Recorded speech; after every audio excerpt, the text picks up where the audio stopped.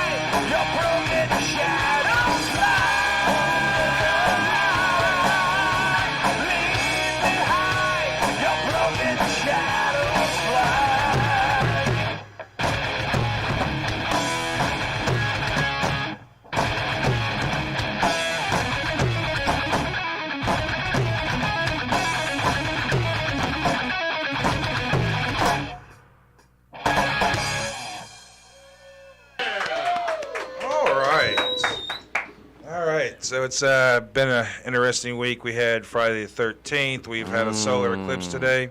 I was going to watch the solar eclipse, but I smoked a joint and passed out. Oh. All right, our very first comedian of the evening. Let's give it a hand for Tim Christiansen. Come on! Great job, man. That was awesome, dude. All right, well, my name is Tim Christiansen. I am crippled, so you better laugh at my jokes or else you're going to hell. That's how it works. I think the other thing, too, is I'm also supposed to be a wedding officiant for my sister in the upcoming summer, which is cool, and it also means I'm making my fellow West Virginians proud when I say that I'm marrying my sister, you know? Yeah. Everybody's getting hitched except me, though, and I don't like that. It's like, I'm being, I'm single, but I'd like to think I'm a gentleman, like, I ask chairs for their consent before I sit on them. I don't think you all did that. I don't think you two, so the police are on their way. You're not going to hell, but you are going to jail. Oh, too bad, man, I'm sorry. Yeah, dating apps are weird, man. You know, I'm on the dating apps, but it's a lot like shopping. It's too expensive for the Gucci Coochie, but I'm not gonna settle for some Walmart Great Value vagina. You really like that joke. So if someone can just meet me in the middle with Publix Poussey, I think we would be pretty solid. Poussey, you know, that sounds French. It's like one of the romantic languages. Show me the poussey, I'll show you my wee-wee. Wee-wee. Okay. Thank you for laughing at that. I really appreciate it. I don't know. It's weird. It's also just like trying to go out and meet people, right? So like I went to a Shrek rave recently because I was having a bad day at work and I wanted to go somewhere far, far away. And I guess, thank you. And I guess Brooklyn Bowl was the best I could do. So I'm at the Shrek rave, and I'm watching Pinocchio hump their fairy godmother, just, you know, minding my own business. Some guy walks up to me and he goes, "Hey, do you know where the ecstasy is? Or do you know where my ecstasy is?" And clearly he was slurring his words, because I know he meant to say Stacy. So I was like, no, I don't know where Stacy is. You know, clearly she's your ex. I'm pretty sure you dumped her. That didn't get any laughs, but you know what? It's just because it's like, come on, guys. It's like, I don't know where Molly is either. Some guy was asking about Molly. I've never seen Molly before in my life. Some other guy was asking about Mary Jane. I'm like, I'm pretty sure she's up in New York making out with Spider-Man, man. We're at a Shrek rave. What are you doing? I don't know. It's weird. I'm going to talk about piñatas now. I'd like to do that. Piñatas are cool. Well, I think so, but it's kind of a struggle. You kind of feel bad for piñatas. I mean, imagine being reincarnated as a piñata. Like, you had to have been a really shitty person for that to happen to you. Because, you know, you're just getting your inside stuffed with candy. You feel violated. You're getting beaten with a stick by a blindfolded psychopath. Everybody's watching you, and you just have to smile. That's why I would like to be a mental health advocate for piñatas. You know, I think it's important to check up on them, much like our real friends, you know. Just don't leave them hanging. That's all I'm saying. Yeah, don't leave them hanging. I mean, why do we even have piñatas anyway? Let's be real. It's like, you know, the kid has presents, he has his friends over, he has birthday cake. We're just beating a dead horse at this point. Did you guys know that piñatas are actually donkeys and not horses? Apparently you didn't. Yeah, you didn't, because you laughed at that joke, so that's not very telling. Yeah, I don't know. It's a struggle out here. Let's see. Oh, okay. I was trying to think of some other joke. I don't know. Kind of like just standing here. You know, this is cool. It's just standing here. Look at the light. So, oh my gosh, it hasn't been 5 minutes already? Damn. Okay. Let's see. I gotta like cycle through, you know? Okay. So, on the whole topic of relationships, like one of my friends, they recently celebrated their 3-year anniversary with their boyfriend. That's cool, but the problem is they were on again, off again throughout those whole 3 years. And now they're saying they were together for 3 years, and I feel like if you're taking a break, you know, the streak's over. You got to start over again. Because if that's the case, then there's no such thing as a crack addict. Let me explain. So say we have this hypothetical crackhead who smokes crack every other minute. So 1 minute, they're smoking crack, and the next minute, they're not smoking crack because they're getting ready to smoke more crack.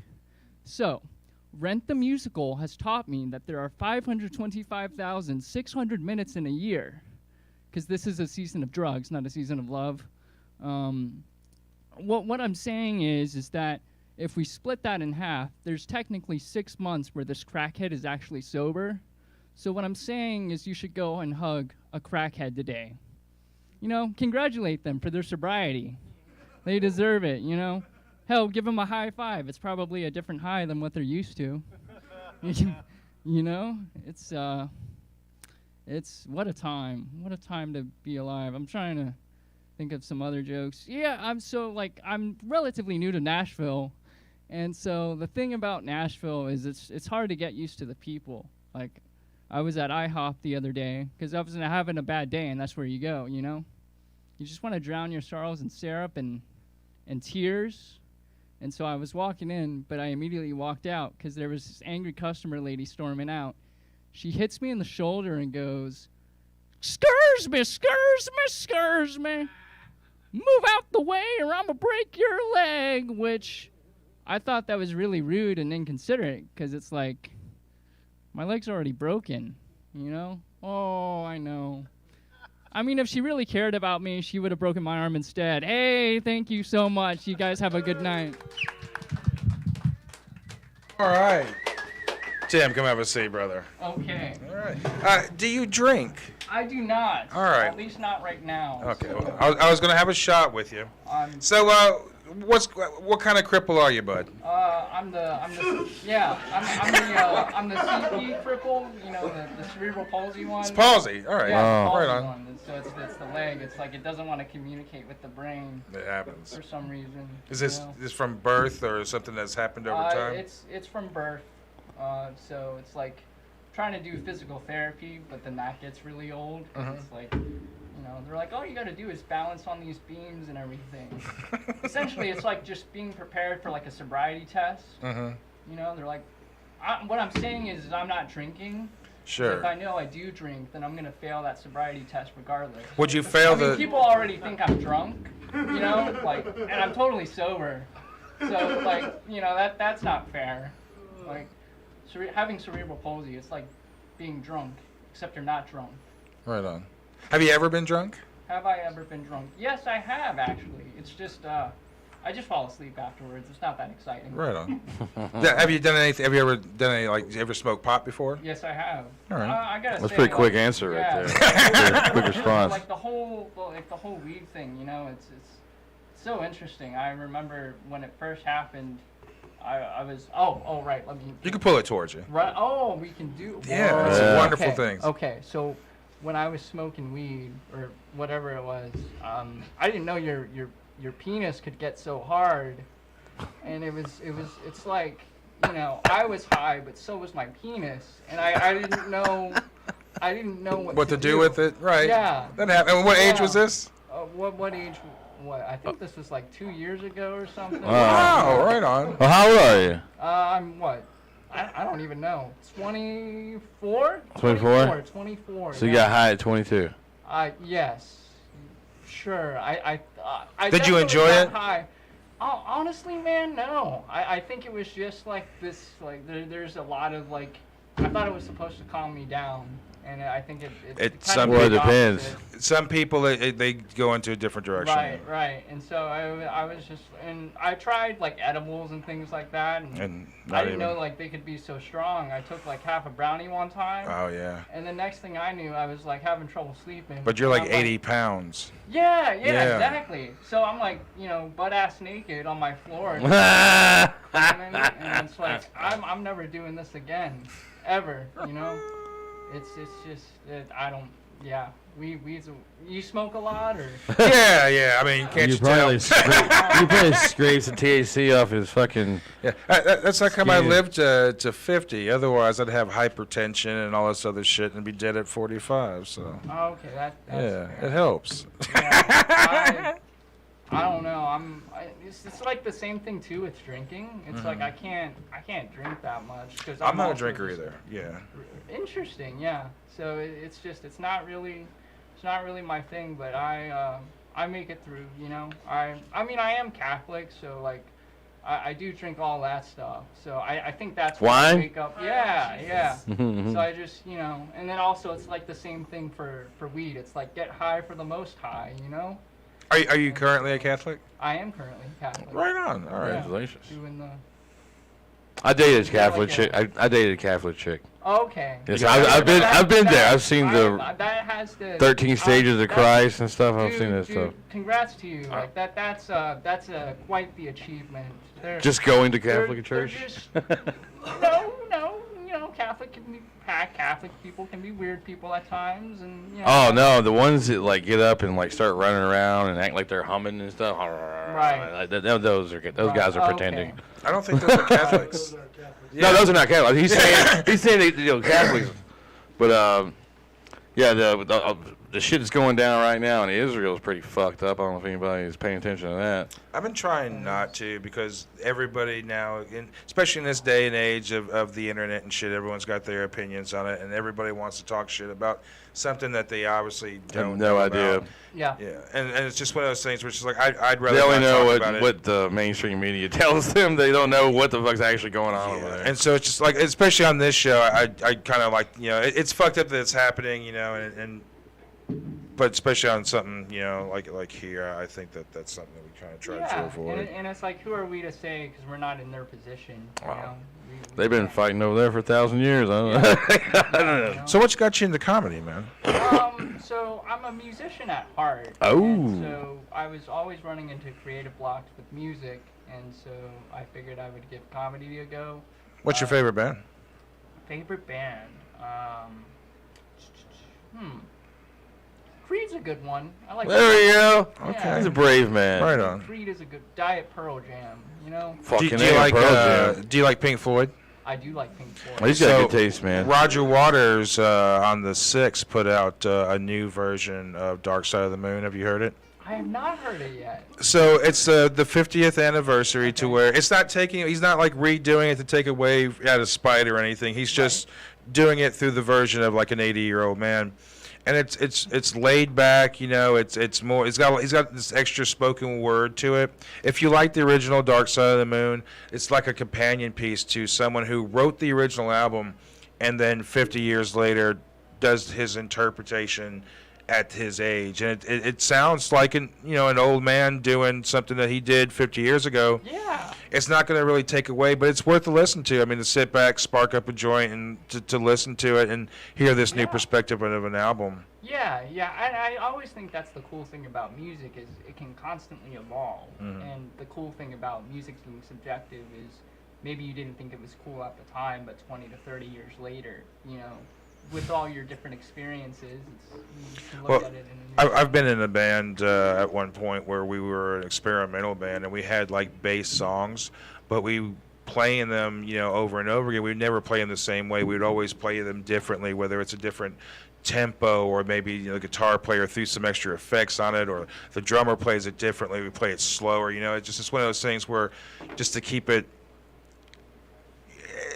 fun for everybody, because whoever's listening to it, you want them to enjoy it, but you don't want. You just got through practicing it and playing it 3 times in practice, and now you're playing it. So you don't want to fucking play it the 4th, 5th time. You know what I'm saying? Yeah. No, I totally get it, and I think sometimes too it gives you more creative expression.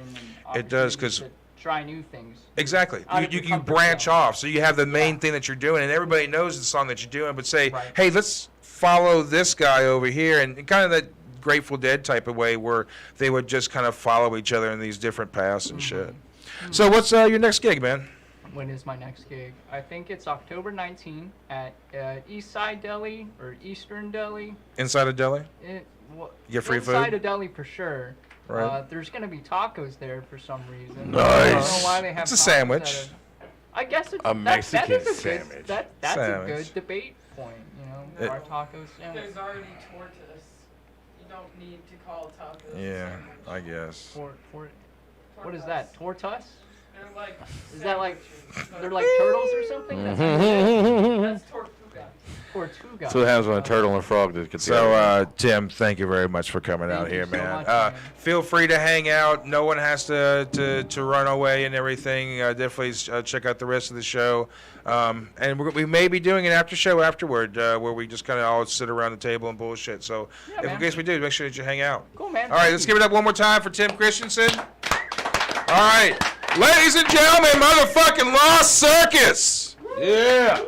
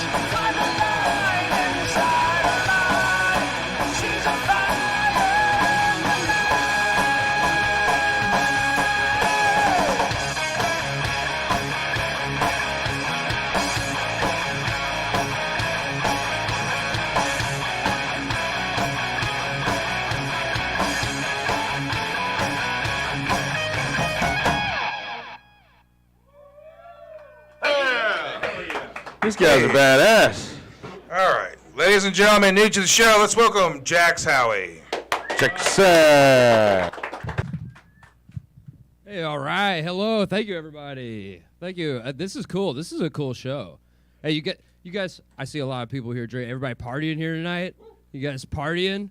Heck yeah. No, I got my, I actually can't drink too much. I got my lidocaine patch on, though. You know, I'm feeling pretty good. No, I took 2 extra strength Tylenol, the recommended dosage, and I got a melatonin gummy rumbling in my tummy, dude. I'm feeling good tonight. I'm faded. No, I'm just kidding, guys. I actually went to the hospital recently. That's why I'm wearing the lidocaine patch. Went to the hospital recently. Went to the ER. I went to the ER because I was, like, doubled over in pain. I couldn't believe, like, I was the most pain I've ever felt in my life. I was in the ER for 9 hours. And then finally I broke. I was like, please give me some pain medication. And they looked at me like kind of somehow y'all are looking at me tonight. You're like, you're a drug addict. You know what I mean? But if I look like a drug addict, then you have to also assume that I know how to get pain pills. I don't have to wait 9.5 hours in the ER to get pain. I can have it delivered to the ER if I wanted to. But I didn't, you know, because I respect the healthcare system. No, it is kind of weird. I have been trying to be healthier, though, recently. I've been trying to be healthier. I'm on this new diet. You guys have probably heard about this diet. It's a diet that our ancestors used to be on. Have you heard about this? Yeah. No, I'm just smoking and drinking all of the time, right? You know, like our ancestors. Just morning, day, and night, you know, at work. No, I also got a second family in another state I haven't told my first family about. You know, classic ancestor stuff, right? Ancient ancestors over there. No, I'm trying to be healthier. I have a lot of trouble sleeping, you know, So a lot of my friends recommended that I listen to like a podcast with a couple of dudes talking about movies and comedy and stuff, you know, aka white noise, right? No, I'm just joking, Rev. Don't kick me out of the show. But like that didn't work, right? White noise didn't work. So they were like, you know, you should try a sleeping fan. I don't know about you guys, but it's really hard for me to sleep when some guy's cheering me on all night, you know? He's like, let's go! Let's get that REM sleep going! You know? No, but I've actually kind of built up a following, even though I haven't been able to sleep very well. I'm like kind of an underdog, you know? People just keep on cheering me on. It's crazy. No, you guys are looking at me kind of weird. I'm not short, okay? I'm just far away. Right? It's like a perspective thing. There must be some kind of weird FOV thing happening on the camera right now. Is it a fisheye lens making me tiny, a reverse fisheye lens or something? No, I know I'm short. I'm a very short person. But I usually don't notice my height because I live alone. You know, I'm like the tallest person in the room, basically. No, I don't notice my height that much until I'm like, you know, going on a hike with my tall friends, like doing a physical activity. I'm going on a hike in the woods. And then like an owl swoops down and tries to eat me. You know, that's when they have to rescue me out of a tree, right? No, it's weird. I have been having a weird week though lately. My uncle just got fired.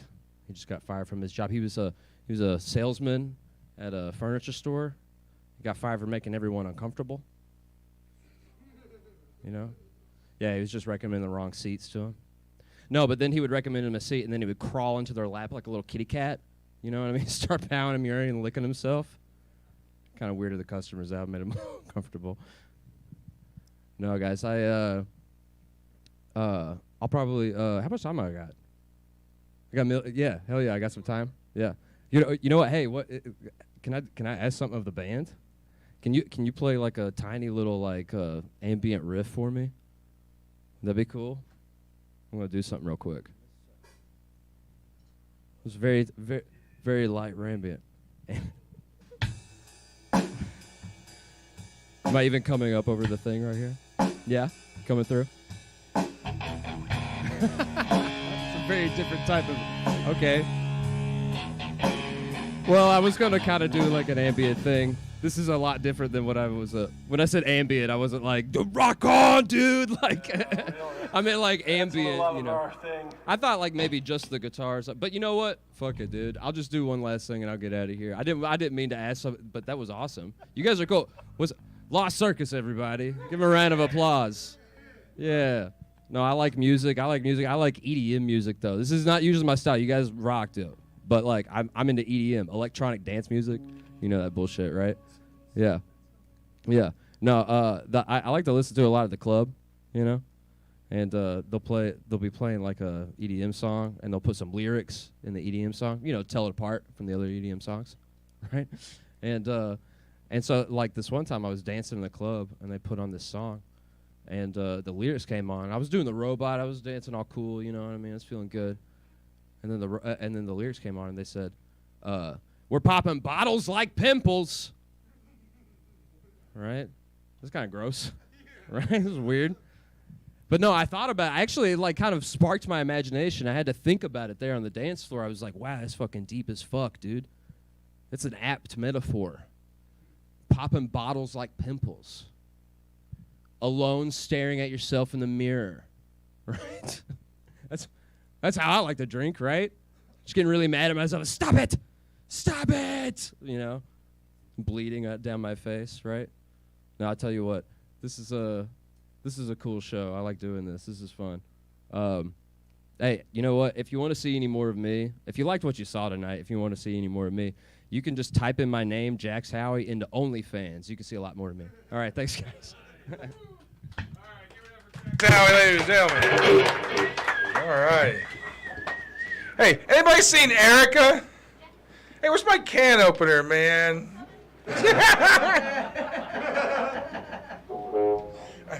I'm like paused now on the party train. How long you been going at it, Jax? Well, I started I started a few years ago and did it for a few years, and then I quit from like 2017 until like this year, and so I started back up. But Why'd you quit? Mental illness. Oh. I have sometimes. What kind of you have? Thank you. Oh, you know, just standard depression bullshit. Oh, okay. You know, yeah, nothing too what major. What are you doing for it? Drinking and smoking all the time. It works. That kind of helps.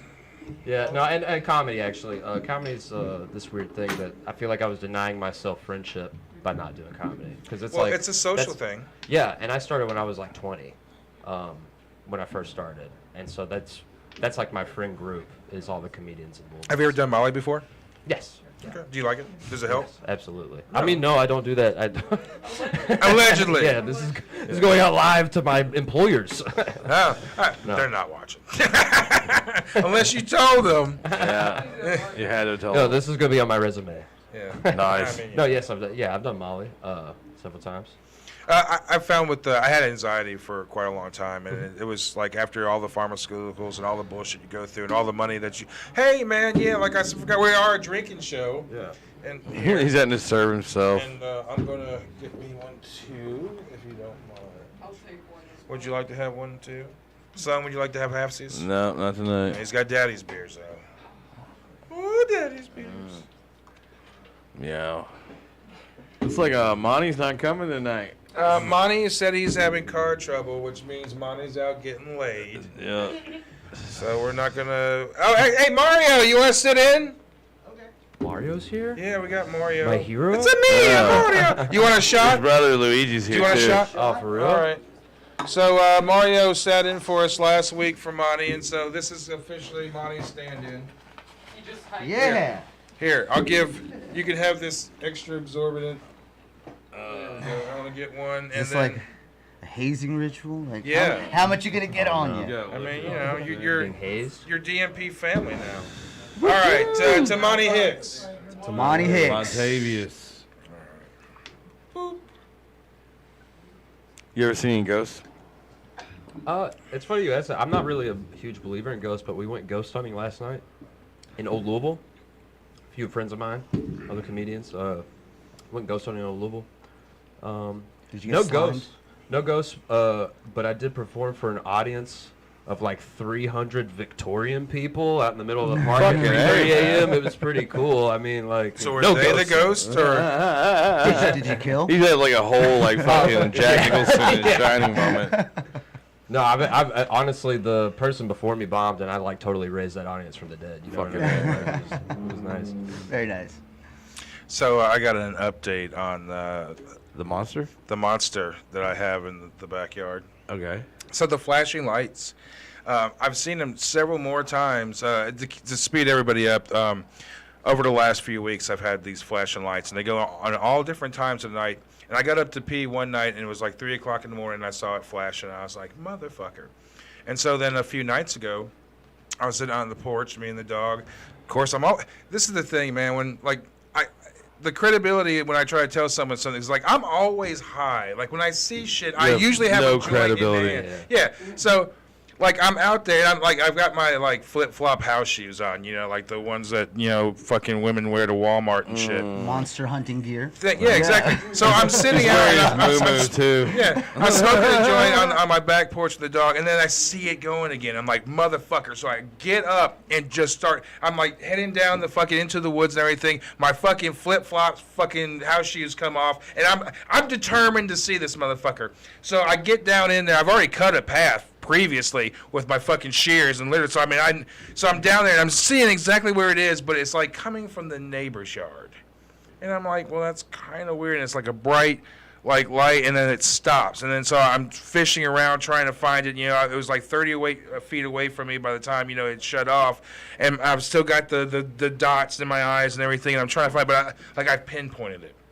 So I was like, motherfucker, when I get home for fucking lunch to fucking, you know, take the dog out, I'm going fucking down there with the fucking dog and see what the fuck is down there. Monster hunting.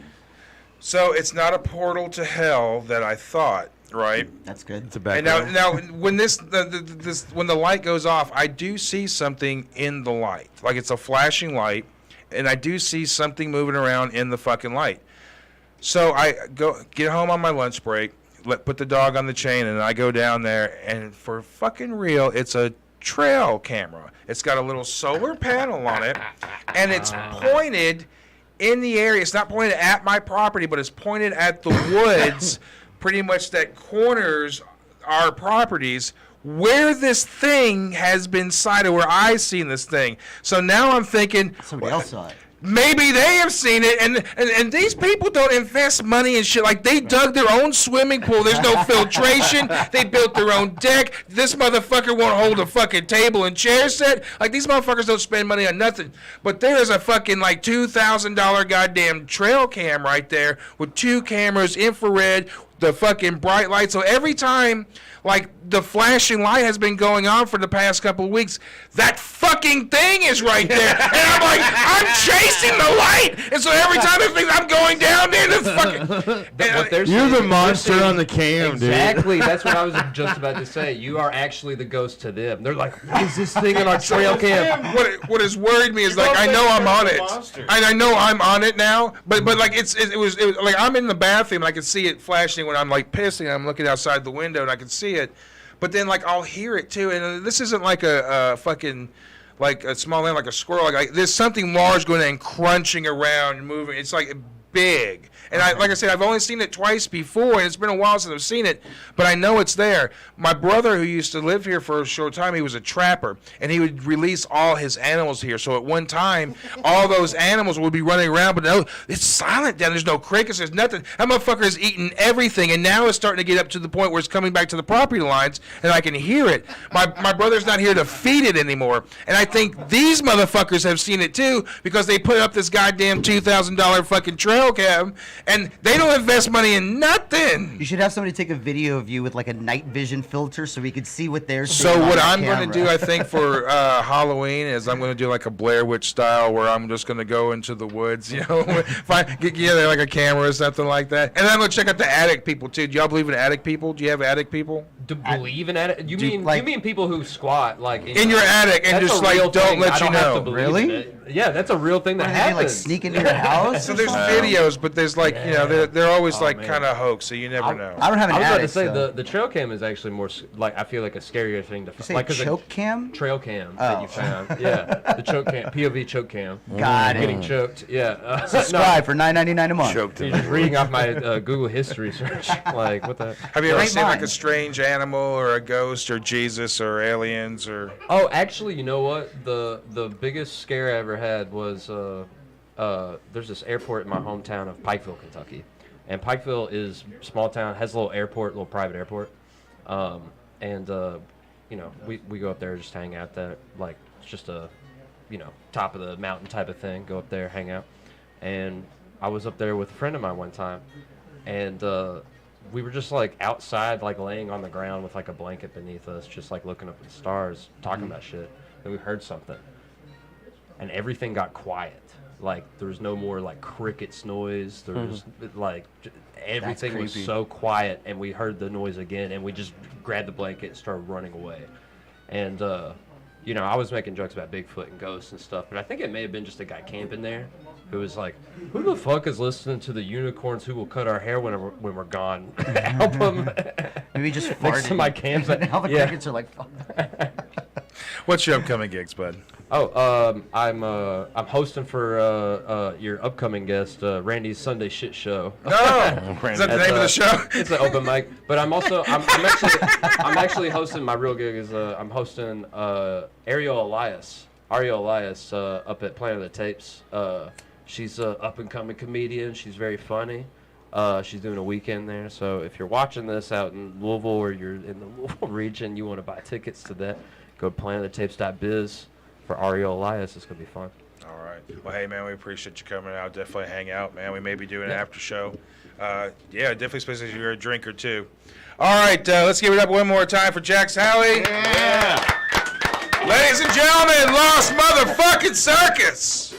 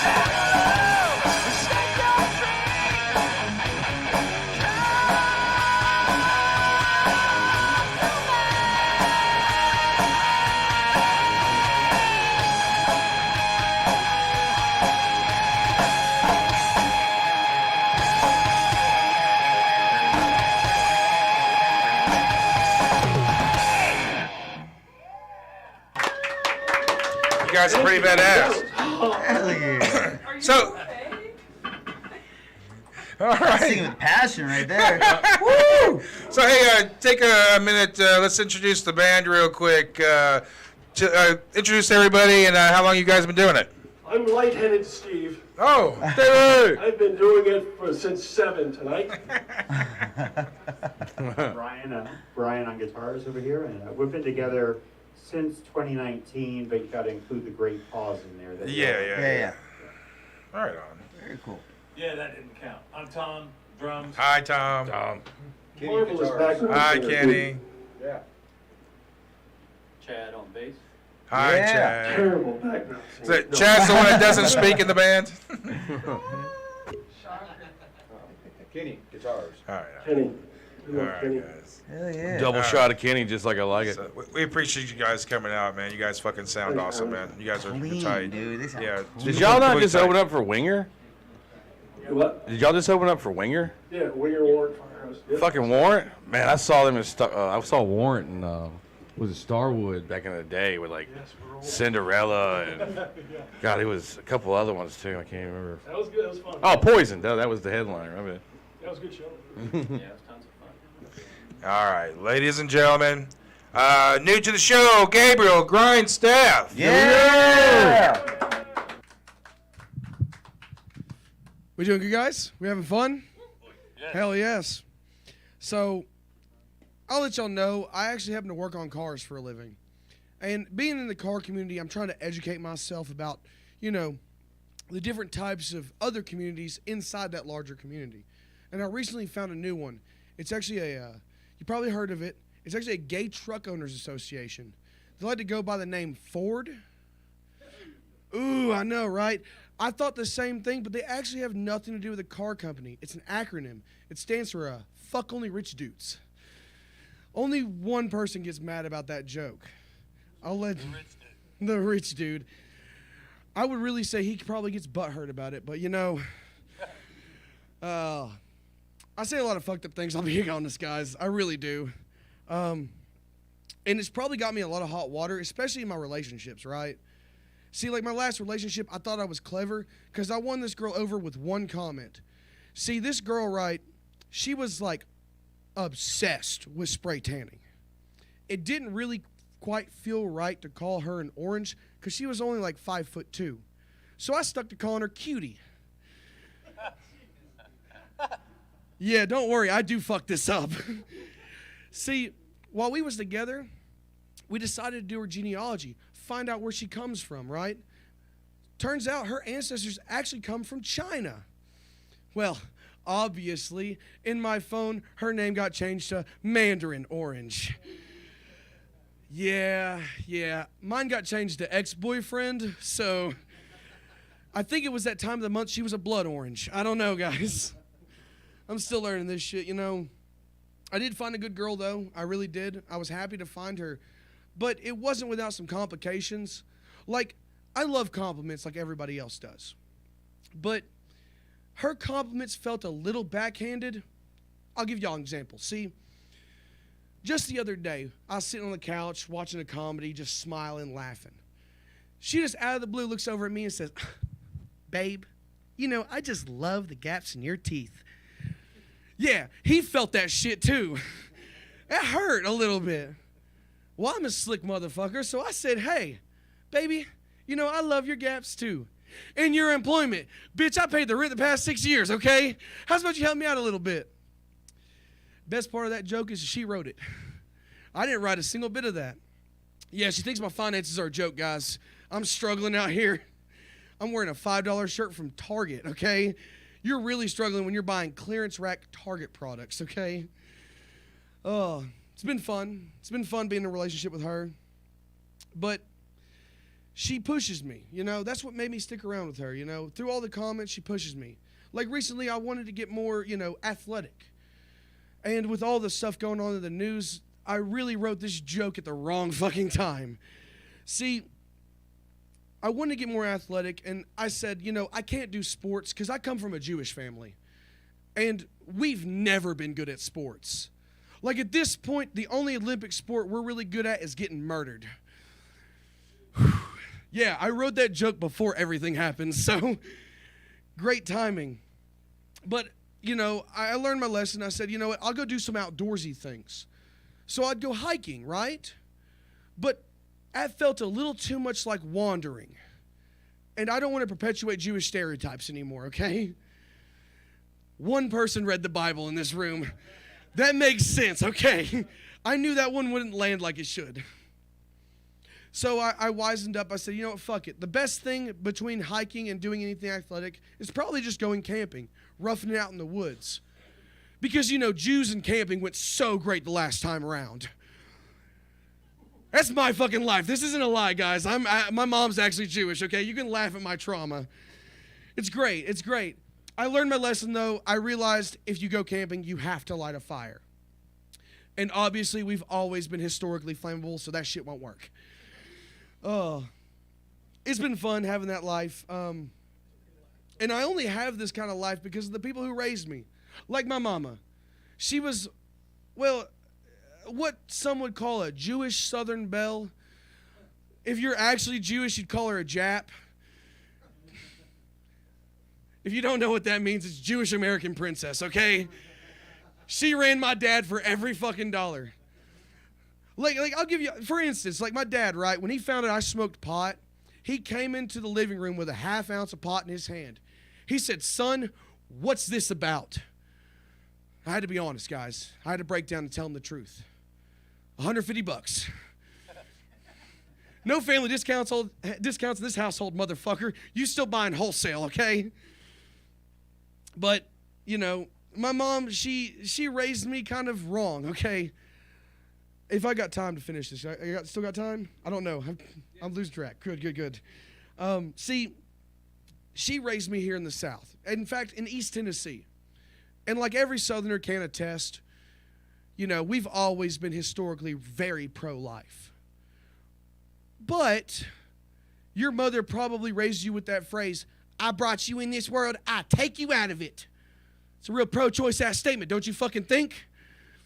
Especially for me, because she adopted me. I don't know what she's teaching me, guys. Oh, have I got more time still? Or I'm bad at keeping track of time, guys. I'm the one Jew who's bad at numbers, which is fucking amazing. Like, it's great. It's a great life, guys. Oh, let me scroll through my list here. You know what? I was talking about smoking pot, right? And, you know, it makes sense because really, I only love two things in this world. That's marijuana and fat girls. Yeah. Now nobody knows what I mean when I tell them I'm rolling a fatty. Yeah, all the potheads in this room laughing. That's great. Best part is this is true about my life. When I met my girl, she was 300 pounds. Now, mind you, I wasn't no tinier. I was about 250. Well, early on, she used to get kinky. She'd tell me some shit like, baby, if you get up, I'll go down. Yeah. I wish we wouldn't have taken that seriously, y'all. I gained 50 pounds. She lost 50, y'all. Oh. I went up, she went down. I don't know, guys. I fucked that joke up. I'm kind of high and kind of drunk. It's fun times here. I'll close on this one. Let's see here. You know what? I'll close on this one, guys. With all my controversial views, I came out with one thing, right? And that's really, it's not my parents, it's not my girlfriends, it's my friends' fault that I have such a fucked up mind. See, I grew up with a bunch of cigarette smokers, and inevitably someone would have a pack of Marlboro Reds and say, hey man, let me get one of them cowboy killers. Which never made sense to me because historically, right, and I've said historically 3 fucking times now, so you can guess I'm a fucking nerd. I don't think cigarettes killed many cowboys, or at least not Marlboro Reds. Shouldn't that be American spirits? I mean, fuck. Have you seen a price for a pack of them motherfuckers? They're practically scalping you. There we go. Hey, look. I'm going to end this with this. They would make the worst massage therapists, these Indians, okay? Because you expect a happy ending at the end of a good massage. They just going to leave you with Indian burns. I've been Gabriel Grindstaff. You can follow me at Gabe G Comedy on Facebook and that's Instagram actually. Gabriel Grindstaff Comedy is my Facebook. Thank y'all so much. Oh, all right. Thank you for coming to the show, man. Man, I was excited. My buddy Shockley, Art, and Malcolm actually did this mic. So, all right. Yeah, they were like, it's a good vibe. So I was like, fuck yeah. Speaking of, would you like a shot? Fuck yes. All right. You see me talking with a southern accent. I worked at a bar 5 years, man. Shots don't scare me. So you said you were Jewish, right? So I'm not, because I was a... I'm about to say. You got the nose. Very sad, I was You gonna don't say, have usually the the curls are nose. in the front of the ear. Right, yeah, see, the best thing is, I truly was adopted. I really was. And that's what's always been the conflict. They're like, oh, but your mom is Jewish, so you still count. And I'm like, yeah, but we still had pork at our last family gathering, so... Oh. So you had to celebrate Hanukkah or Christmas? Dude, I had a great life. I celebrated both. To the Jews. Nice. To the Jews. Chaim. Shalom. Shalom.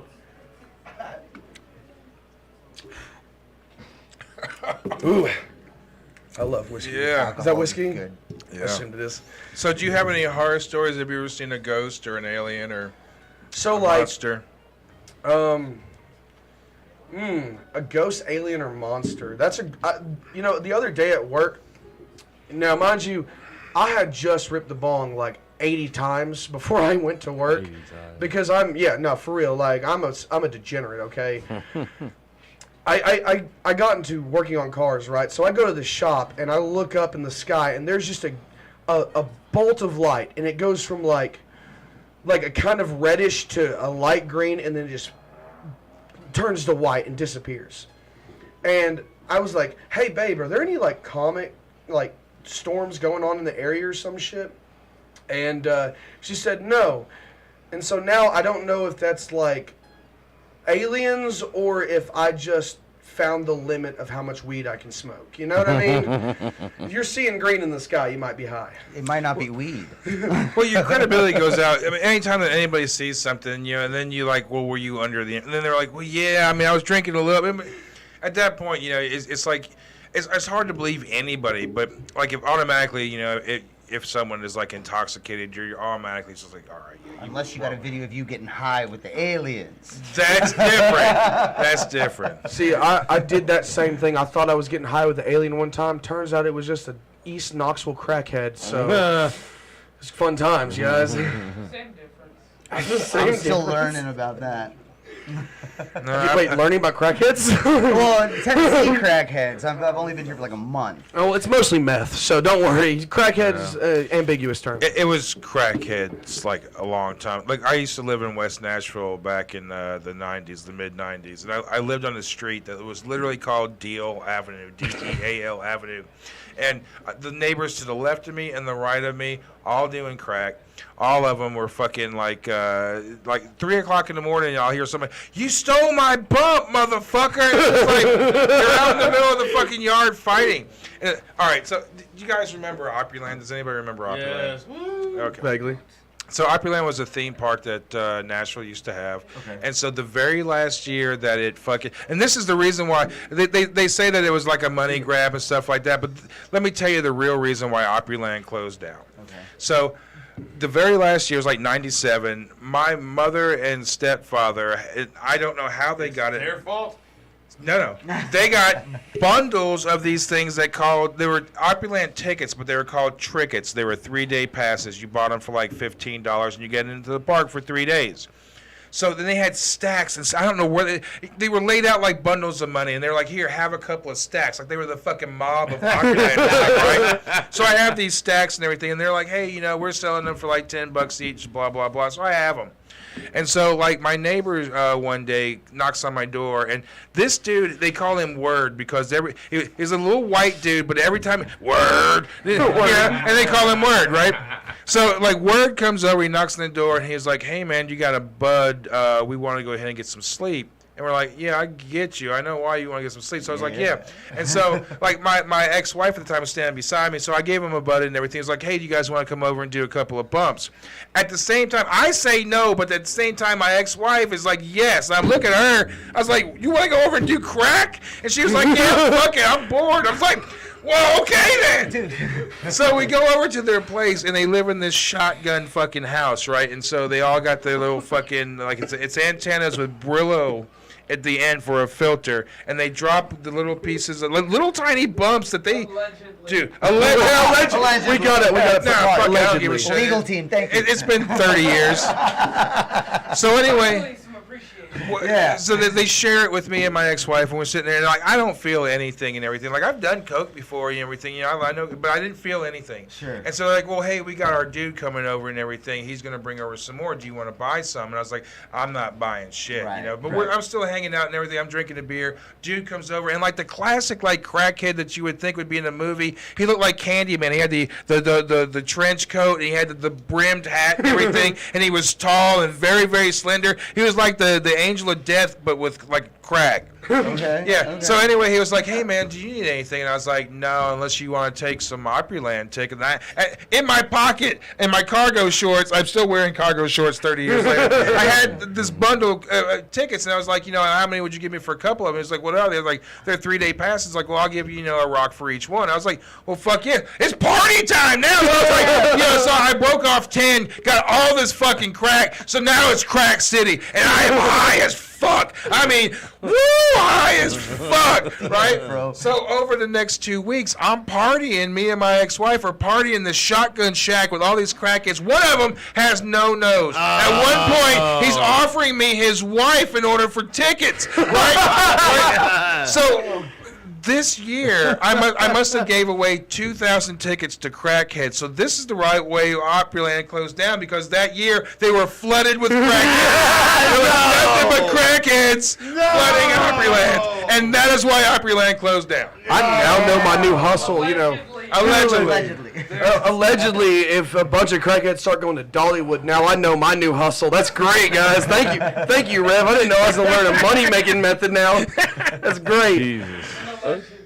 So you ruined so much capital that can be made The long and short of Opryland. for a 2-week crack vendor. So the long and short of it actually was Opryland. The realistic of it is that there's about 10 individuals that found an opportunity to make money, and so they decided to sell the land that the park was on. Oh, Gaylord, yeah. And they put up that Opryland's Mall, which is everyone thought that we were going to be like the Mall of America, where there'd be rides and shit in it. No, it's just one of the Rainforest Cafe got a bacteria that was infecting people and shit. There was a flood in 2010, and it was closed down for 2 years. It was such a disaster. Yeah. Like, and then now brick and mortar. and there's is no, trying to go and now we have woo girls downtown. People used to come for the Opryland Park, and then they would go downtown for all the other things. And now we're just woo girls. That's all it is. And cover bands. They're getting married. The brides, they go. they're on the little bicycle taverns. Got it. I will say the one toxic cultural trait that Nashville has attributed. I work at a bar in Knoxville, and that is the worst people to ever deal with, because they always have drugs on them, and they don't want us to throw them away. Wait, woo girls? Yeah, the woo girls. And the worst part is like, I don't get to consume those drugs now because you won't throw them away, you bitches. Like, come on now. You bought a fucking pair of white cowgirl boots. I know that shit wasn't cheap. Let me get your drugs for free. What's your upcoming gigs? I don't really have any upcoming gigs. I do a lot of stuff in Knoxville. I would really actually appreciate if everyone would be willing to follow Knox Comedy on Facebook. We do open mics, and we host all those showcases. Reach out to our producers. There's plenty of them.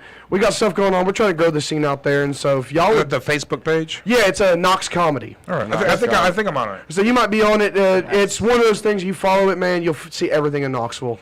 So I appreciate y'all having me out here, dude. This was an awesome gig. Gabriel, thank you for coming out. Definitely Thank you. hang out, man. Oh, for There's certain. plenty of alcohol and other shit going around, too. I'm a degenerate, you know me. Yeah. Thank y'all, fellas. Yeah, all right.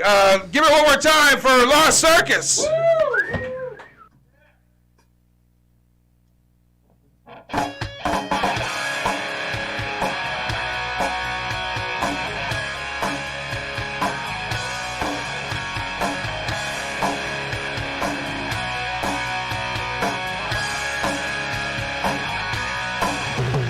It's midnight, and the tears have almost dried. There's a candle in the window, burning a hole in my mind. And a soft breeze through that open window pane, well, it's shaking up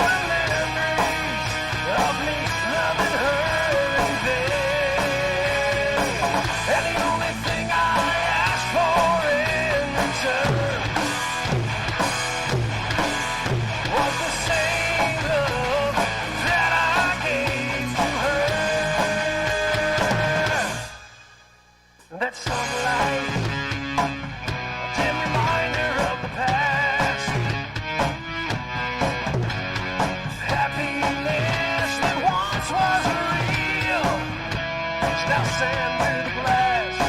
And it takes a strong heart to catch you when you fall. Oh, then it's hard to pick up pieces when there's nothing left at all. And the morning after came as no surprise.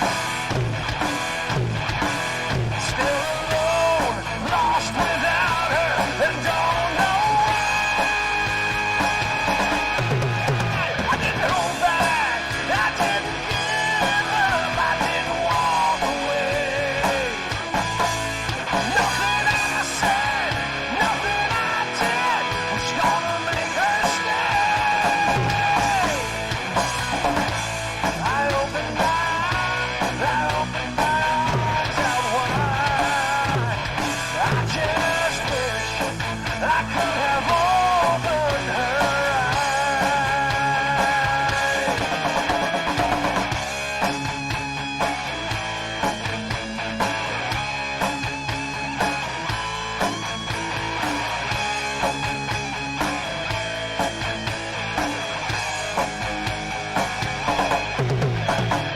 night after night, watching that candle burn. It's a short road to crazy when there's no lesson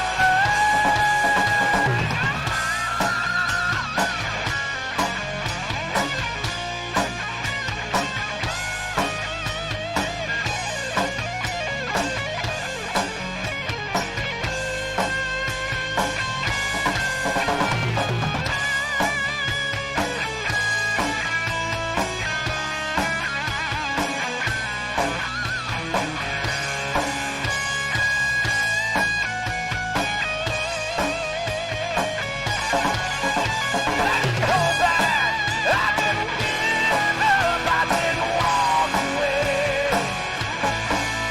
Nothing I said, nothing I did was gonna make her stay. I opened my heart, I opened my arms out wide. I just wish I could have opened. I just wish I could have opened. I just wish I could have opened her.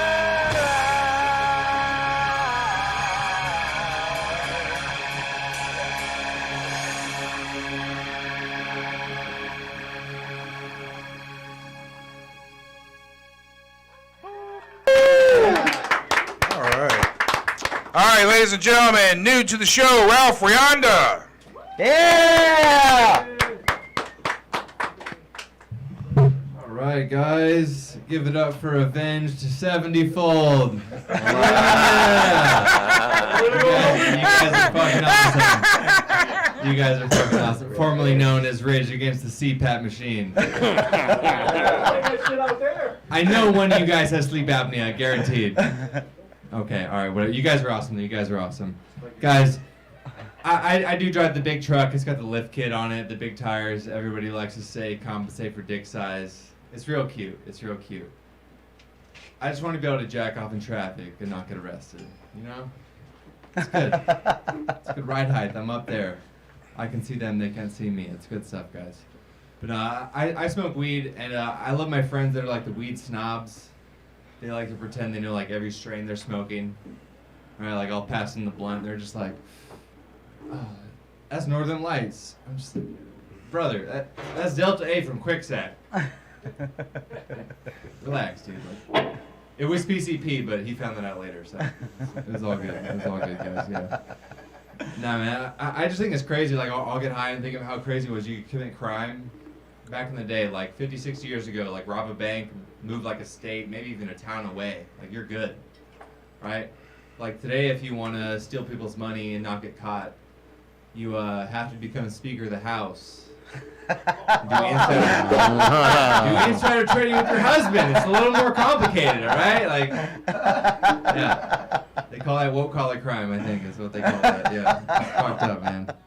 Yeah, let's see. Yeah, I mean, I do. When I had roommates though, like I was the guy. Like we'd all get high together. I was the dickhead that would like have to bring up a conspiracy theory like every time. Like my friend just got home from an 8-hour shift. I'm like trying to get him to watch some bullshit YouTube documentary. They're just like, Ralphie, we do not want to watch Plandemic again. I'm like, all right, fair enough. Like, but now that I live alone, I just gotta like talk to my dog and ask him if he thinks Michelle Obama's a man. So there we go, Big Mike. All right, yeah. But no, I even had to get him like one of those pads like with the buttons so you can like talk to your dog. Like they say like yes, no, or like walk. Like they got the speaker on them. And like we've seen enough docs at this point to where I can just be like, Hank, who did 9/11? He's just like Dick Cheney. I'm like, good boy. I knew I put this on there for a reason. He's a smart dog. Yeah, it's good stuff. No, but I haven't watched the news though. But like I don't know. Like there's so much pressure on social media to like have a stance on this Israel-Palestine conflict. I don't know, man. I'm gonna stay out of it. I don't have a camel in that race. You know, it's good. Yeah, it's good, guys. Let's see. But one thing I will have an opinion on though is like there are all these athletes collapsing. You know, in these different sports, all these different sorts like heart-related issues. It's weird. You know, because usually boxers are the only ones who could drop from a stiff jab. Oh, yeah. You guys all got your boosters? Are you okay? Like, guys, I'm just saying, who knew Anthony Fauci had hands? It's wild. He's got a good one, too, apparently. It's good. Yeah, it's crazy. No, but I have been dating, though, guys, and this girl, she knows that I do jujitsu. So she's like trying to get me to like mess around with her in the bedroom, you know, like mess around with her. I'll play around, like I'll wrestle around with her and like get her back. Like she turns, I mount her. It got hot, and I had to put her in a rear naked choke. I snapped her fucking neck. I was like, you just can't test me. Like guys, I'm just saying I can't combine these two things, like a violent sport I practice with like my sexual relationship. I'm not an NFL player. I mean.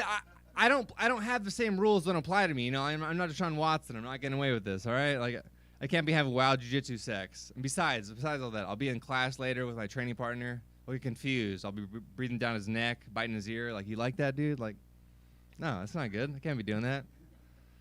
It's not good. No, but guys, I do love my country though. I love it. But it's like I don't like to show my patriotism like everybody else.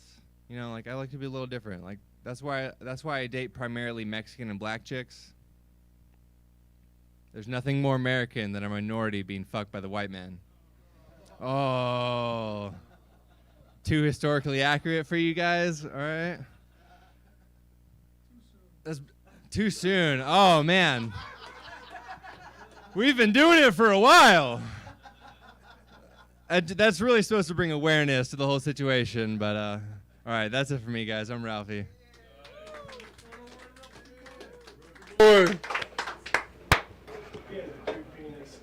Hell yeah. Come have a seat with us, brother. All right, so how far down the rabbit hole are you, sir? Oh, I mean, I'm a fan of Sam Tripoli, so he's right here with us. So, but no, They're getting the frogs gang. Yeah, I mean, it's in the water. It's a problem. It's a problem. So I mean, I just like to mess around. I'm kind of open to any like avenue to go down, but I just like to. I mean, this whole thing. I like peace if we're really gonna talk about stuff, but I mean, I just like to be open to any like. I'm recently into this whole possible flat Earth thing. There's this whole UFC fighter. Have you seen Bryce Mitchell? Oh, there's a lot of them. Yeah. I actually had to take my wife to a flat Earth convention a couple years ago. I will take a shot. It was like dinner at Smucks. Are you a flat earther? No, I wouldn't say I'm a flat earther, but I will say it was interesting. I used to hear it and just be like, oh, that's complete bullshit. But now I'm kind of at the point, I'm 29 now, so I'm like. What makes you believe that there's a flat Earth? Okay, again, I don't believe there's a flat Earth, but I've started to actually like listen to these people instead of just like. They are hilarious, but I will say, you've heard about flat Earth. Have you heard about the firmament, sir? I've heard all of it, yeah. Well, that's dome theory. See, I think that's more interesting, honestly. Hollow Earth is actually more interesting. Yeah. But no, I mean, again, it's like, I have fun with the conspiracies. I'm not one of those guys that's like, oh, I'm not gonna make this my whole life, but it's just like it's something that's. Well, just by listening to you, you know enough. You've done enough research to know what you're talking about. It's really just honestly, you can listen to some podcasts and like Graham Hancock. That's some fun shit. You guys, I've actually read some of his books, so like that's honest. If I'm gonna get even into, though he's just a journalist and he's not an archaeologist. Yeah. He is that guy that's out there like connecting the dots, and I mean. I don't think that like everything that they say is cut and dry. I think that that maybe that there are past civilizations and stuff. And Why do you think it's called Freemasonry? They just well, said they did it. That's fun. But I mean, I'm just saying that there were civilizations before, like civilizations that we even know of. I mean, it's like they're saying now that humans have been on Earth for about 1 million years now, and so within 1 million years, civilizations have come and gone. I mean, Rome wasn't around for a long time. Yeah, I mean, you look back in history, it's just like empires It's a blink of rise eye. and they fall. And they fall, yeah. And the idea that there was, like, history's not linear. Like, we got that idea, like, when we were kids, like, oh, like, we cavemen, and then we got a little smarter, and then we're here now. And it's just like, I don't know, like... But you look at the structures that were built. Yeah. They were building shit a whole lot better than we're putting together right now. Like, look at your own life. Your own life. They call them star forts you and shit. started at the bottom and you came up here. Like your life's probably like you might have got to a point and then you dipped down and you fucked up and then you came back. And so it's like think of humanity like that. We could have been to a point where like we got really smart and then something fucked up happened and now we. It only takes a couple of generations. The cool thing about like conspiracy theories is like no matter how far out they are, like I just like the idea that people are thinking outside the box. Because it's so easy to just like turn on. We also TV don't know everything specifically. We're finding new shit out all the time. We don't know anything. And that's why I do try to make it when I do talk about it. I'm not like the guy that's like, oh, like this is. Like I'm not. Well, it's hard. You're that guy. It's like, If you're in a room full of people that don't want fun conversation and talk about it. If you're in a room full of people that's never heard such a thing as inside job on 9/11, or fucking like Jim Jones actually being a CIA experiment, you know what I mean? Then you can't. If they've never heard of things, it's really hard to You convince can't bring up the people. Black Cubasauron and like you can't even. You gotta just throw like little small nuggets out there and hope they actually go look at it one day. Dude, the Tuskegee experiments alone should be enough to know not to trust the government. Yeah, syphilis for 40 years. They were injecting syphilis. Just to see what it does. Right down in Bammy. Operation Northwoods, MK Ultra. Oh yeah, all that. It's like, Have you seen all the videos of the fucking stars like fucking short-circuiting on live TV and shit like that? No. Well, now the Matrix shit's starting to pop up. Like people's finding shit frozen in time, like birds and airplanes. It's like, what the fuck? But see, because I don't trust the media, I have to ask myself: is that stuff being put out there That just is- to make that us is the main question problem. it? You know That's what I the main mean? Like, are problem. they just doing like weird? Somebody wants insights, clicks. Yeah, every time you know? somebody wants to talk to me, but like, why do you like this? It's like, well, like look at whatever your sources are. Like, do you trust them? So it's just No, you like, shouldn't no, trust I don't any trust anybody. So I'm just gonna try to take a little bit here and there from everybody. Bill Cooper tried to warn everybody. And I will say, it's like they are way more fun, so I have to be careful and be like, I know this is more fun, and I want to believe it. So it's like I have to take it with a grain of salt. But it's just like I don't know. They got a So good what's point. your favorite, like, just out there conspiracy theory? Okay, my favorite one is the Anunnaki. Oh yeah. Giants. So what have you heard? Like they're coming back. They're So the the idea- Planet X in a different Yes, rotation. I used come to back be to harvest their in souls 10 and Planet gold and Jujitsu, shit. Yeah, when they came to Brentwood, so like I was actually like with that the guy that came. He was from Stockton. He moved here, but anyway, so like 10th Planet. That's why he called it Eddie Bravo. He called it that is like the Anunnaki. Planet Like, X. Yeah. And the idea that like it's some civilization and they had to harvest gold to protect the atmosphere. Yeah. And the interesting thing about that is like this guy, whoever Zachariah Sitchin, whatever this guy's name is, I don't remember. There's just Oh yeah, that guy. Chariots of the gods. So yeah, he said he brought up this theory, and in like the 70s, and then like 20 years later, they came out, and I forget what scientific group came out and said that it was actually a way to protect your atmosphere was to suspend gold. And it's like this guy's theory based on this ancient Anunnaki stuff that he never had actual proof of like 20, 30 years before. So like that stuff's fun because the whole idea of it is it's you like they changed the monkeys or the apes into the humans to harvest gold and then they could spend it. I don't know how they get it there. Do you know David Icke? That guy's interesting. Yeah, he's a little like. He's kind of like Alex Jones. They're on payroll. They're on Okay, so payroll. this guy says the most I brilliant think he's shit. controlled opposition. Dude, he's like, okay, so he says all this brilliant shit about energy and vibration of the universe and how we're all connected. And dude, and you buy into it. And then he's like, and it's all because the moon is made of cheese and lizard people But running the you government. guys have heard I'm of like, controlled opposition, right? Like I think that's David Icke, and sadly I feel like that's like maybe like Alex Jones and They're all I love Alex Jones. People's already traced it back. They're like gets down to like Georgetown and the Jesuits or something. Yeah. He's real good friends that's with like the Sam Sheens. Tripoli's main thing is like the Jesuits. Everything goes down to the Jesuits, and I haven't really like gotten enough to where I can really give a good opinion on them. But I feel like I believe Sam Tripoli. I feel like he knows what he's talking about. I feel like he does a lot of research. Like, he's passionate enough about what he's talking about. He's not just saying shit. Yeah. Like, he's always, like, he's got facts, like, ready to go. And he's never got a script in front of him. He just knows shit. Yeah, and it's like between him and then I can, like, listen to audiobooks or read actual books of, like, the guy Graham Hancock and, like, just ancient civilization. It's like between that stuff, it's like that'll fill my brain enough to where I can. For sure. It's just fun, and it's just like if I'm not doing that, I'm playing video games or jerking off or fucking jiu-jitsu. Right. What's your upcoming gigs? Yeah. What's your upcoming gigs? I got a show with Willie Will at the Buds and Brews next month, November. We had to reschedule, so I'm not actually sure we have a date, but probably mid-November. But I got that one coming up, and then yeah, that's about it for me. Yeah. All right. Right on. Well, hey man, I appreciate you coming out. Obey. Yeah, man. Yeah. All right, let's give it up. Do your research. Look into it. Yeah. Thank you for coming out, brother. All right, ladies and gentlemen, Lost Circus.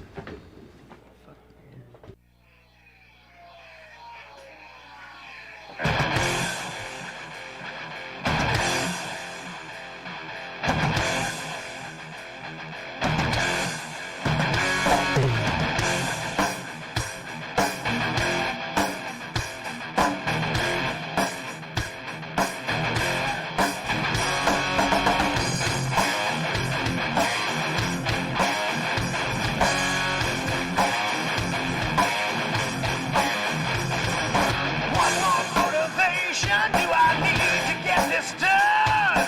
I'm the man here in this mess. No, I don't need anyone. Climbing to the top, make sure now causing tons of pain. If you don't act now and I don't act fast, I'll never get this one again. It's like a disease.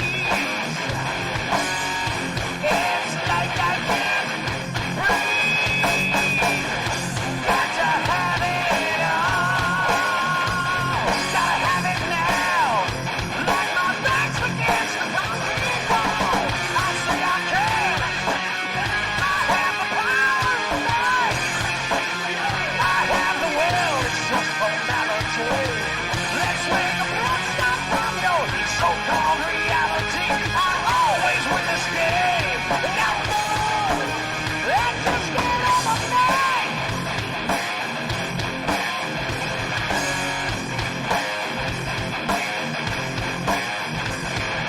Let's just see who wins this as I walk into the sun. If you're a lucky man, your fighting days are surely done. Laugh under your breath, you'll see the hammer coming down. Run my bolt and bless your soul. 6 feet on the ground. It's like a disease. It's like I can't breathe. Got to have it all. Gotta have it now. Like my back's against the concrete wall. I say I can. I have the power tonight. I have the will. It's just for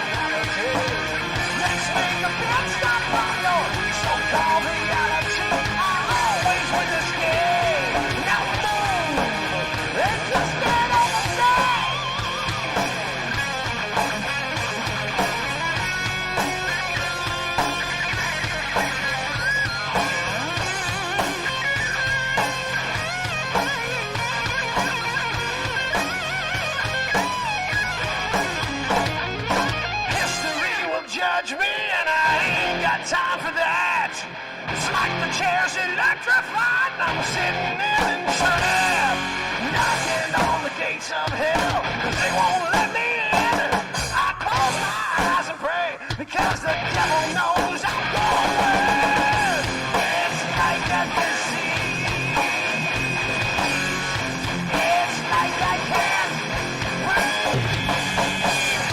Got to have it all. Gotta have it now. Like my back's against the wall. I say I can. But I have the power. I have the will. It's just momentarily. Let's make a pit stop from your so-called reality. I always win this game. Not move. And just get out of night. Just get over me.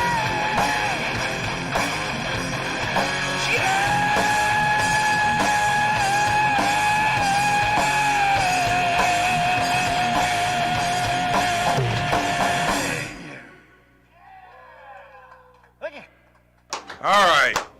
Ladies and gentlemen, let's welcome back DMP VMP. He once was here as Cat Daddy 55 for his stand-up debut. Let's welcome Lawrence Mark. Yeah!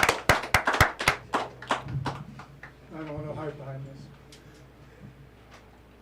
this. Thank you. Woo! Ooh, what a band. Well, that's it. I'll see y'all later. So, in preparing for this, when I decided to take the plunge and do this, I went to some of my old how to do stand-up comedy, how to write jokes. Get an exercise. First exercise, it says, I woke up this morning and I ran 5 miles. Really? The answer, never. Not even freaking close. Although when I did come up with an answer for the comedy exercise, it was like, yeah, I ran 5 miles. The woman who stole my wallet ran 6. And she ran a lot faster. And that was my brilliant exercise in comedy writing. What? That wide angle can't catch me enough? Catch me well enough? One thing you should know about me, when I was younger, I did go to a very expensive and very prestigious law school. Those pizzas do not deliver themselves. Okay, maybe you like this joke better. Priest and a rabbi are walking down the street. Priest says to the rabbi, hey, let's go fuck some altar boys. Yeah. You must know the joke. And then maybe I should have opened with that one. And then the rabbi says, sure, out of what? It'll get there. Come on, it'll get there. I actually did grunt work for a couple of law firms when I lived in Milwaukee. And my favorite joke is, what do you call a lawyer with an IQ of 50? Bueller, anyone? No, that's not it. No, that's not the joke. No, Your Honor. They take a while. Again, I'm new at this.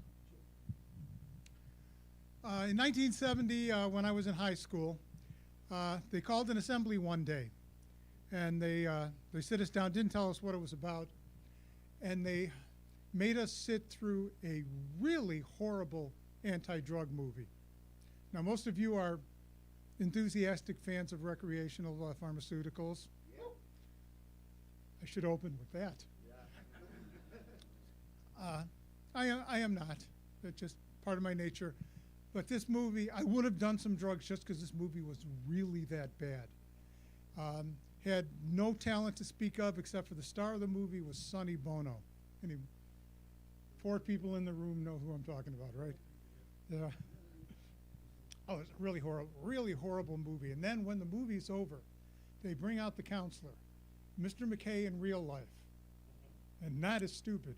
And he's like, he's giving us the lecture, the anti-drug lecture, and then the more he goes on, he is whipping himself into a frenzy. I mean, he's getting there and he's starting to shake his fist and he goes, "You need to appreciate the beauty of life. You need to forsake drugs. You need to get high on life." And I'm going, "Sir, isn't life why some people take drugs?" I got 3-day suspension for that. They sent me to the principal's office, and they said, "What did you think you were doing?" I said, "I'm making an observation."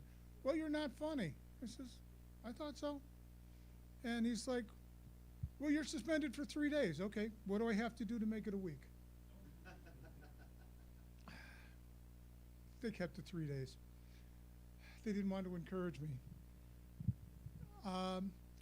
In 1969, we're going backwards because I have one of those regressive deals. I was in New York City with my father. My father was friends with a couple of players in the Chicago Cubs. And at the time we went, the Chicago Cubs were riding very high. They were leading the division. They thought they were invincible. Everybody thought they were invincible. So we went to see a couple of games at Shea Stadium. In the morning, woke up. My dad was still sound asleep, doing the sawing logs. So I liberated a couple dollars from his wallet, and I'm headed to an arcade. And I wanted to go play skee ball because 14 years old. I'm a clueless 14-year-old. I like skee ball. What I was not prepared for is walking around Manhattan trying to find a skee ball parlor that was open. Oops, that must be that EDM music they were talking about. Anyway, walking around, there are these ladies come out of every nook, every building entrance, nook and cranny, and they're like, "Boy, you want to go out with me? Boy, you want to take me out?" I have no idea what these ladies are talking about. My father was forestalling the education as long as he could. We didn't have the internet in 1969, so I had no idea. The height of ambition for me was, I want to see a naked girl who does not have staples in her tummy. And anyway, walking around Manhattan, all these ladies are propositioning me, and I got accosted. Matter of fact, I even got accosted by one of their managers because I was ignoring his fine stable. Finally made it back to the hotel. I get back to the room, and my dad's finally up, and I says, "Dad, there are all these ladies hanging around, and they're asking me all this. What do I do?" And he looks at me dead, square-eyed dead. He says, "Son, don't pay more than $20. That's it for me. I'm Lawrence. All right, Lawrence, come have a seat. Would you like a shot, sir? Oh, I would, but I can't. All right, that's understandable. Doctor's orders. So, how did it feel just doing your first stand-up set? Terrifying. All right, well, that's good. That's normal, right? You made it through, man. You did the time. Very nice. What do you have against hookers? Pardon? What do you have against hookers? They charge money. So do normal women. Mario, do you have any type of in a different way, through marriage? Do you have any advice that you can give Kat or actually comedy? Lawrence? For sure. Or hooker fucking. Just keep doing it, man. Okay, so I've been doing it for a little while, and the one thing that I learned is that you're going to fail a lot more than you succeed at the beginning. You have obviously read my high school transcripts. So you know. But just if you like doing it, just keep doing it, man. Keep doing it. It's muscle memory. You're speaking to somebody who has no muscles at all. I think you should do old dirty man jokes. So when you did I get in trouble. Just talk about just dirty old man jokes. Well, I think just looking at you, people wouldn't expect the dirty joke. So when you came off with the rabbi and priest joke, that was unsuspected. So then we were like, oh shit. So I mean, I think seriously, I think you should really do some seriously dirty shit because it would come from left field and people wouldn't really expect it from you. And I can see you pulling that off. You look like you want to sell me insurance. So if you talk about fucking bitches, I'm all about it. It was funny because one guy, I got stopped. One of the best compliments I ever got has nothing to do with comedy. It was music. I was at a jam that was hosted by some friends of mine. This is about 21, 22 years ago. And it was a really hot afternoon. It was on a Sunday afternoon. And making my way out of the bar, and said goodbye to everybody. I'm just about out the door. This old guy taps me on the shoulder. And turned around, looked at me, says, you know, you don't look like you should do good. You know, and then one other guy says, when I told him I was a musician, he says, you look like the guy who does my taxes. You can pass as an accountant. I can't wait to be a dirty old man. It's fun. You know, I've got the ARP card and Social Security check to, you know, Medicare. Matter of fact, speaking of Medicare card, I was in Walmart buying some liquor, and they card everybody. And like, okay, they said, well, we need to see an ID, and I'm literally, I said, here's my Medicare card. Will that do? They were not amused. No. Not amused in the least. Are you gonna start hitting open mics? There are really not that many open mics in Hopkinsville. Really? Yes. Hopkinsville is, to me, Hopkinsville is somewhat, I'm going to hear from the Chamber of Commerce tomorrow, socially barren, or culturally barren, I'm sorry. There are a couple of Kentucky comedy site, the groups, so I would definitely check that out. But then like Tennessee really has like anywhere all the way across Tennessee from east to west, you have fucking comedy and open mics.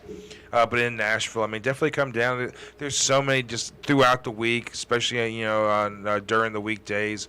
There's so many open mics. You should really take advantage of it. The scene here is like so big when it really comes to it. I got a really quick question. So what's the relationship like between Tennessee and Kentucky? Because I see a lot of people going back and forth, and a lot of places are real tribal. They're like, oh, you're not from my place. They like that us and them kind of thing. But I feel like Tennessee and Kentucky have a really good relationship. Is that true? So now, really, I think, I mean, at one time you could probably have the whole thing where it was like for like agriculture. So like, Kentucky would, well, that too, yeah. Kentucky has their whiskey. Tennessee has their whiskey. Kentucky has their weed. Tennessee doesn't have any weed. It's just like, yeah. So I mean, you have things like that. Everyone thinks that they do something better than the other one, but dude, I drive up to Illinois every once in a while, and I can't tell a difference from Tennessee, Kentucky, Illinois up to a point. It's all the same fucking, just a bunch of fucking trees and people that don't know what the fuck is going on. Everywhere I go, there's people not knowing where the fuck is going on. You ever just go to some kind of just place, just rural, and like a gas station, and you go to talk to somebody, and you look at them, you're like, holy shit! How do you survive in this world? I mean, everyone needs to be coddled these days. I agree with that. I think people are way too sensitive, but that's why I like the comedy, because it gives you an opportunity to like get a bunch of other stuff out. Do you feel like by transitioning that this could be a medium? Wait a minute, not yet. It's in the early stages. No, fair enough. I just bought a pink guitar. It's a start. But like, transitioning. You feel like it's potentially like a medium that will allow you to get more stuff out, like opinion-wise and stuff like that. No, because one thing I do not want to do is political humor, because it's immediately going to divide half a room. That's fair. So, yeah, political humor, sports, religion, automatically. You really have to read the room before you do. Like here, if you do like a religious joke like here, it'll probably land. It's just like, political jokes, probably not so much. Especially in Tennessee. I wouldn't do anything political in Tennessee unless you really knew the room. I mean, fuck Biden. It's enough to get a laugh from me. I was talking to a buddy of mine this morning who lives in Illinois, and it's a Chicago suburb, and we're talking about Biden, and I was thinking, how the media, especially the right-wing media, loves to show you all the clips of him falling, right? The late stages of Alzheimer's. Well, what I'm thinking of is there's a really crappy Elvis song from the mid-'60s called "I Tripped, I Stumbled, I Fell," and I'm thinking what you do is you edit all of Joe Biden's falls, and you have Elvis in the background. I'm thinking it's the perfect RNC campaign spot, right? You don't got to say a word. Well, I like it. Lawrence, thank you for coming out. Don't take off, man. Definitely hang out and hang with everybody, man. Let's give it up one more time for Lawrence Mark. Yeah. control. All right. You guys are great. Ladies and gentlemen, one more time for Lost Circus. Yeah.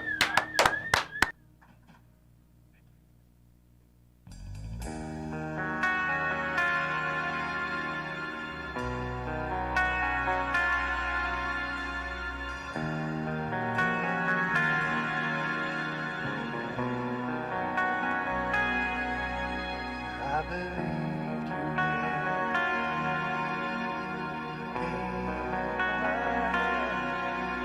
and the end to the night, that's where it began. And I believed you then. I gave you my hand, let me into the light as it burned my skin. You let go again, kill me again. Drove a dagger through my heart, left me in pain.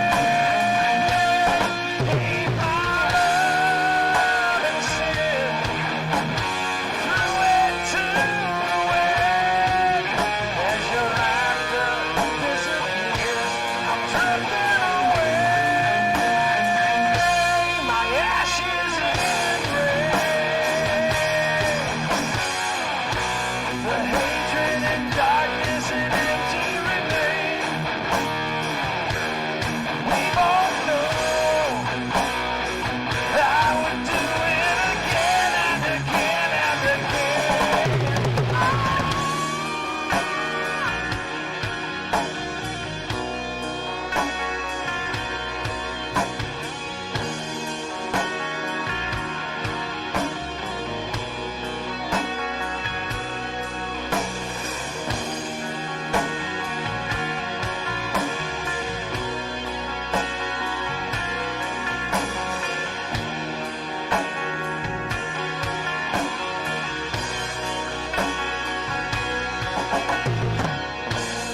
Time heals, time fades away. Blood flows and leaves its stain. You let go again, kill me again. Throw a dagger through my heart and left me in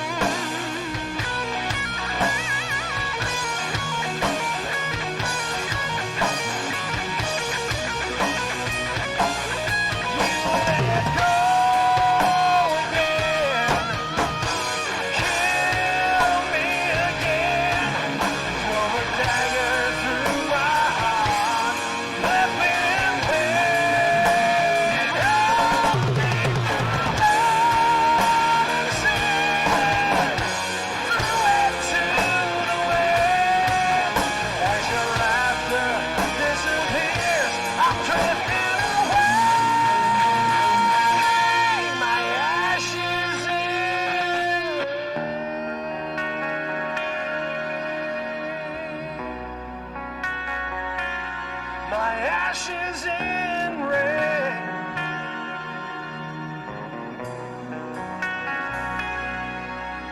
I believed you then.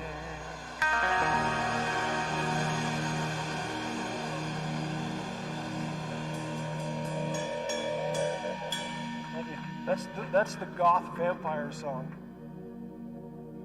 All right. Ladies and gentlemen, let's welcome new to the show, Nicholas Roberts. Thank you, everybody. Man, that was a badass fucking jam. It takes me back to the closeted anal rape days of the 1980s and 90s, man. Thank y'all, Generation X. I appreciate that for christening me into this world. It's a wonderful time. I feel like we're on the precipice of a new age, you know? There's a lot more butt fucking going on than there used to be, I feel like, you know? I don't know. What I was thinking about is that there's a lot of historical evidence that the Spartans' wives had to shave their heads on the night that they got married so that they had a gentler time of moving away from fucking little boys. Are any of y'all single? The two of you guys up front, front men, you know? Okay, word. You know, I'm gonna keep on moving on. I have a luxurious head of hair. It's one of the banes of my existence. Carrying this much weight around is challenging. I don't know, you guys. Like I said, I think we're on the edge of a prefaces. That's not even the word. I think that's the beginning of a book. Prefaces. That's not gonna happen. If you know I got a smart ass mouth, like I hit a lot as a child. Fucking learn how to dodge and weave from fucking. Well, obviously not anal rape, but fucking, you know, but fucking, clearly, yeah. That's why I say that now. It's a great way to segue into a new topic. But the problems I find myself in today are, I often think about history, you know. And do you guys ever think about Benjamin Franklin? I'm the serious question. I mean, like he was really noted for saying that the only two certainties in life are death and taxes. And I always had a question for Ben because he's like the first figure that like harnessed lightning, you know? And like there wasn't like fucking crippling anxiety wasn't a part of that. Like if you had hit me with fucking lightning at any point in my life, I'd never come out of the fucking house again, first of all. But all of the pictures that he's like painted of him are his hair sticking straight out. You know what I mean? So you can't tell me that dude wasn't fucking a little shocked by the outcome of like that incident, you know? And so like I feel like it was Cap, and I feel like the people of his generation were covering up something more than just where like the lost gold was from the fucking Masons, you know? Like there's like Nicolas Cage and I directly related, so I spent a lot of time looking for that gold. But like to me, it's just weird because like back in the day, people were incredibly observant. Like, you know, like when I was a kid, everybody knew I had Tourette's. You know, like the kids in the 2nd grade and the kids in the 3rd grade and the kids in the fucking 4th grade were the same fucking kids, you know? But like way back in like ancient literature, like there were people that, like if you walked out of the room for 5 minutes, like your dad wouldn't know, like, hark, who goes there? And Beowulf and fucking like Macbeth and shit. It's like, so clearly like candlelight wasn't really good for like identifying other people, you know what I mean? Like the soot of the roaring fires, you're like covered in soot like everywhere you go. But like, you know, everybody knew I was the twitchy kid, you know what I mean? But then they remembered me in the 6th grade because I started beating ass, you know? They're like, don't say anything about the twitchy dude. Like he's got a really big chip on his shoulder. And since I was like this, like from fucking like 2nd grade, you know what I mean? Like on. And it went away the same night. I'm pretty sure I got fucking high for the first time, drunk for the first time, and got my dick sucked for the first time. It all happened. It was like lightning struck, you know? Fucking, I don't know that I am Benjamin Franklin reincarnated, but like, goddamn, it was an electric event. It was truly electric. But man, like I left out of that scenario knowing that if bitches that did that kind of stuff and me were gonna hang out a lot from then on out, you know what I mean? Like I was gonna be there. If they drank and smoked dope and sucked dick, then I was gonna do all three myself. You know what I mean? Like, why would I not be a good friend to my buddies who are clearly having a difficult time getting over the hurdle, dude? You know what I'm saying? If you're not sucking your friend's dick when he's clearly in a bad fucking, like, you know what I mean? Like, everybody goes through a dry spell, dude. You know what I'm saying? Like, you should suck your friend's dick just to get him over the hump, dude. I'm telling you, there's nothing worse than going around with a balls full of fucking cum, and you know, and you're like going on a date, dude. Everybody saw something about Mary. You know what I mean? Like, you think that like Woogie was bullshitting? Like, don't walk out that door, you know what I mean, with full balls, dude. You can't do it. I even know the name of that guy. It's fucked up, you know. And I came up with that on the fly, by the way. Fucking just for you guys. And fucking, I don't know where to go from here. Fucking, I may have painted myself into a corner. Fuck. That's not the first time. But okay, so sucking dick. Okay, here's the thing. I just want to go back to this. I feel like it's gonna be the linchpin, maybe the pivot point. Hey, for all of this. I just say that like I got into recovery about 22 years ago because I had lost the fucking joy of sucking dick, dude. Like, listen, when they told me as a child that like if you find something that you love to do, you'll never work a day in your life. And every day had just become transactional for me. You know what I mean? Like, fuck, man, I'm here for the money. I'm here for the fucking mortgage, dude.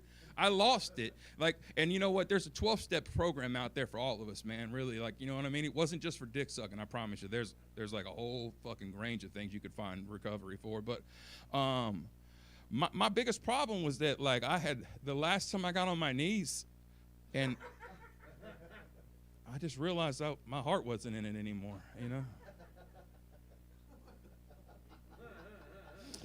It's hard to admit yourself you have a problem, you know?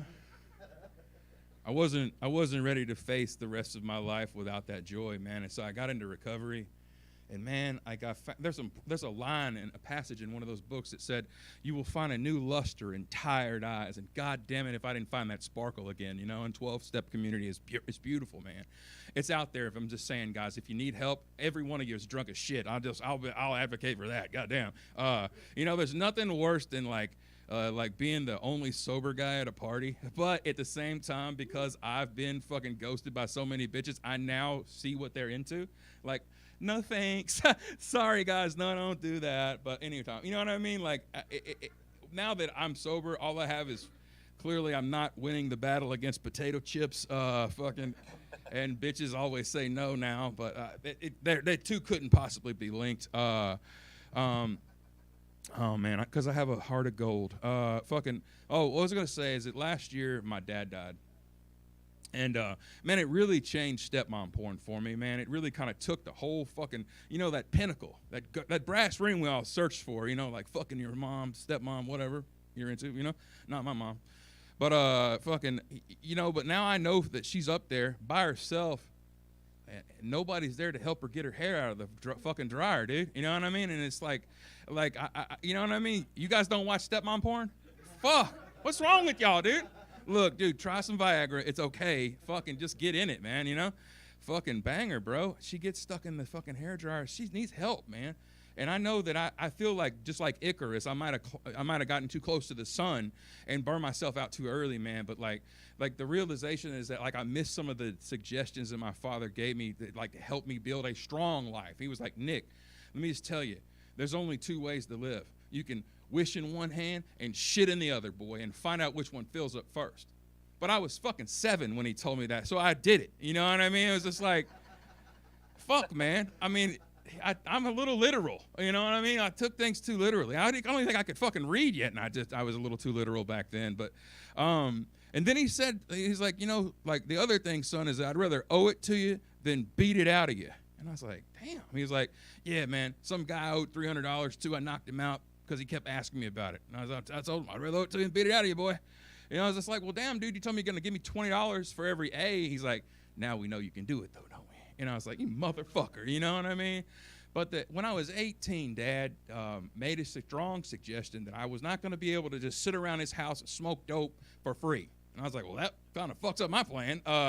So he said, you ain't got a hair on your fucking ass if you don't go down to the local porn hut and get you a jizz mopper job like your daddy used to. And I was like, well, fuck, man, there's a high set of standards in the Roberts residence. You know what I mean? Like, and man, Dad was right.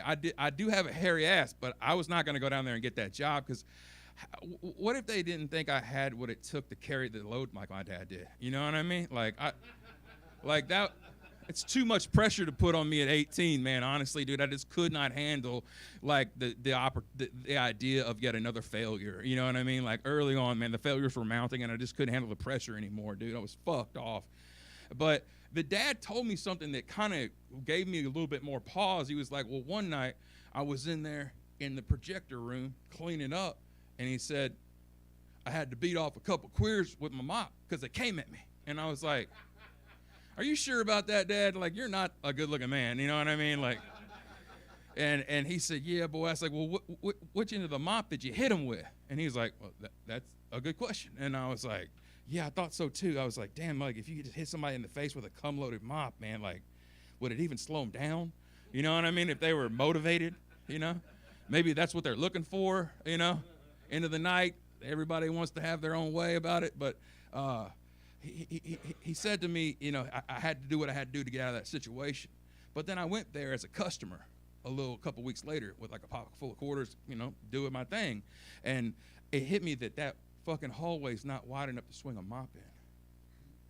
And I realized that my dad had been living like literature says, lives of quiet desperation. Like my dad couldn't, he had to beat off those queers to get out of that room, but he didn't do it with a mop, I feel like, you know?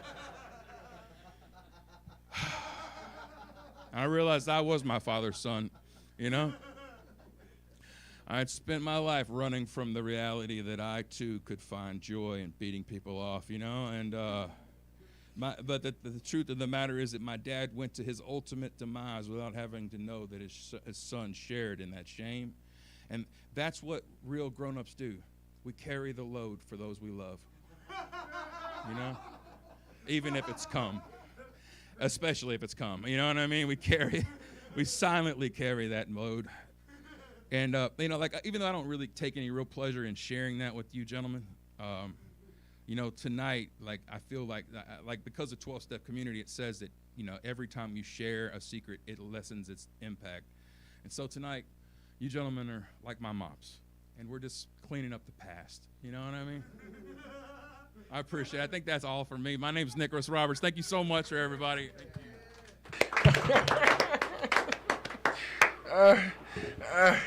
I feel like I need to take a shower. I got too much on my face. Learn how to use a mop. Too much cum jokes. Oh, I'm sorry about that. Nah, you're all good. It was a lot to unpack. So you said that you like came and you stopped twitching. Do you think you were just backed up? I think it's very possible. It could have been the weed too, and maybe the 4 Zimas I tried before I threw the 5th one in the ocean. Represent Zima, dude. I'm an old fucker, but yeah. Okay. Those are nasty to anybody out there that's never had one. I threw the last one in the ocean and went to Bud Light, so it was before they had their problem. It was the 90s, so, you know. Fair enough, yeah. It's a different time. Yeah, it was. Well, if you keep on jerking off, dudes, you might be the next spokesperson for Bud Light. That's all I got left, really, man. Food and fucking jerking off, dude, you know.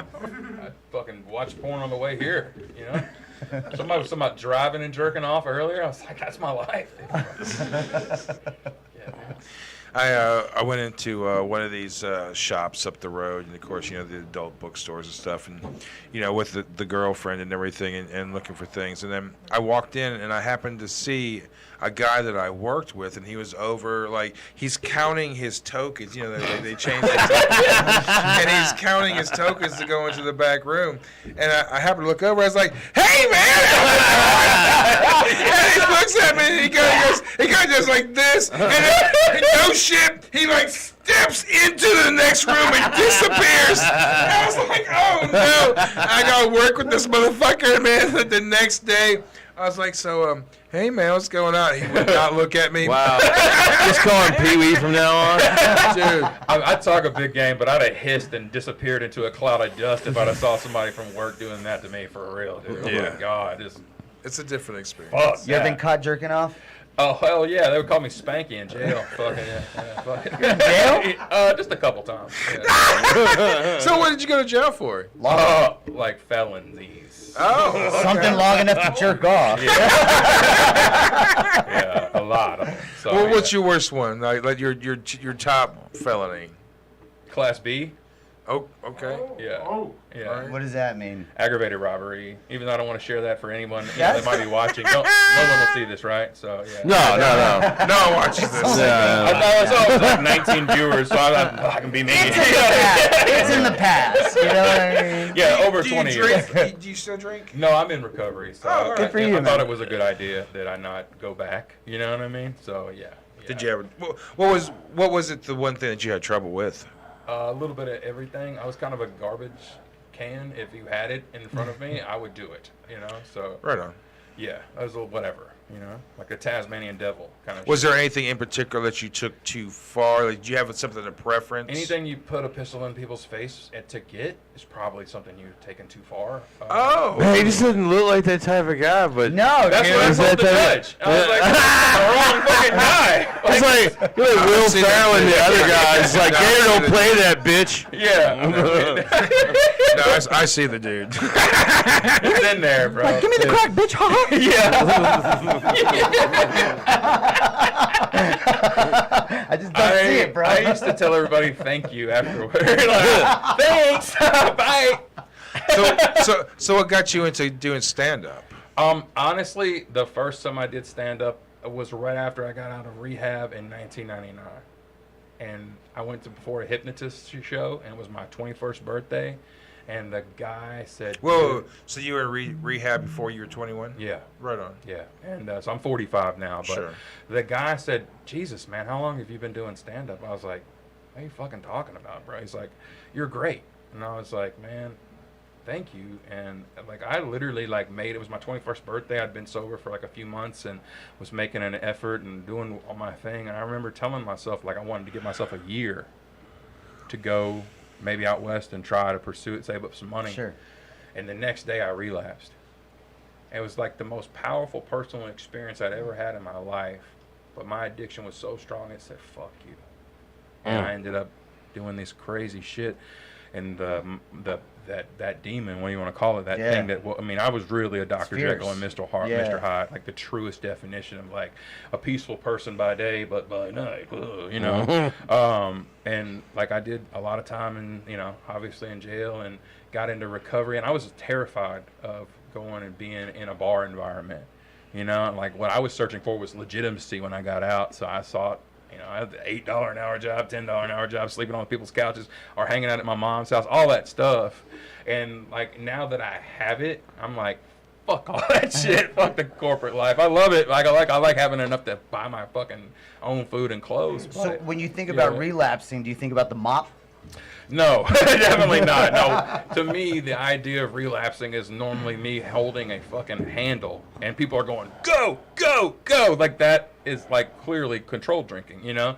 That's what I see. Okay, fair enough. It's not, it doesn't ever look mild. Okay. It never looks like me having a snifter of brandy on a 5:30 in the afternoon. It's even to me, my fucking dreams are fucking insane. You know what I mean? It's kind of weird. What's the weirdest dream you've had recently? Oh, I don't really remember them honestly anymore. Thank God. But they're that bad, huh? Yeah. No, I think I use so much of my collective consciousness. There's just not a lot waiting on me when I go to sleep. You know, Okay. I feel like I've faced most of my demons now.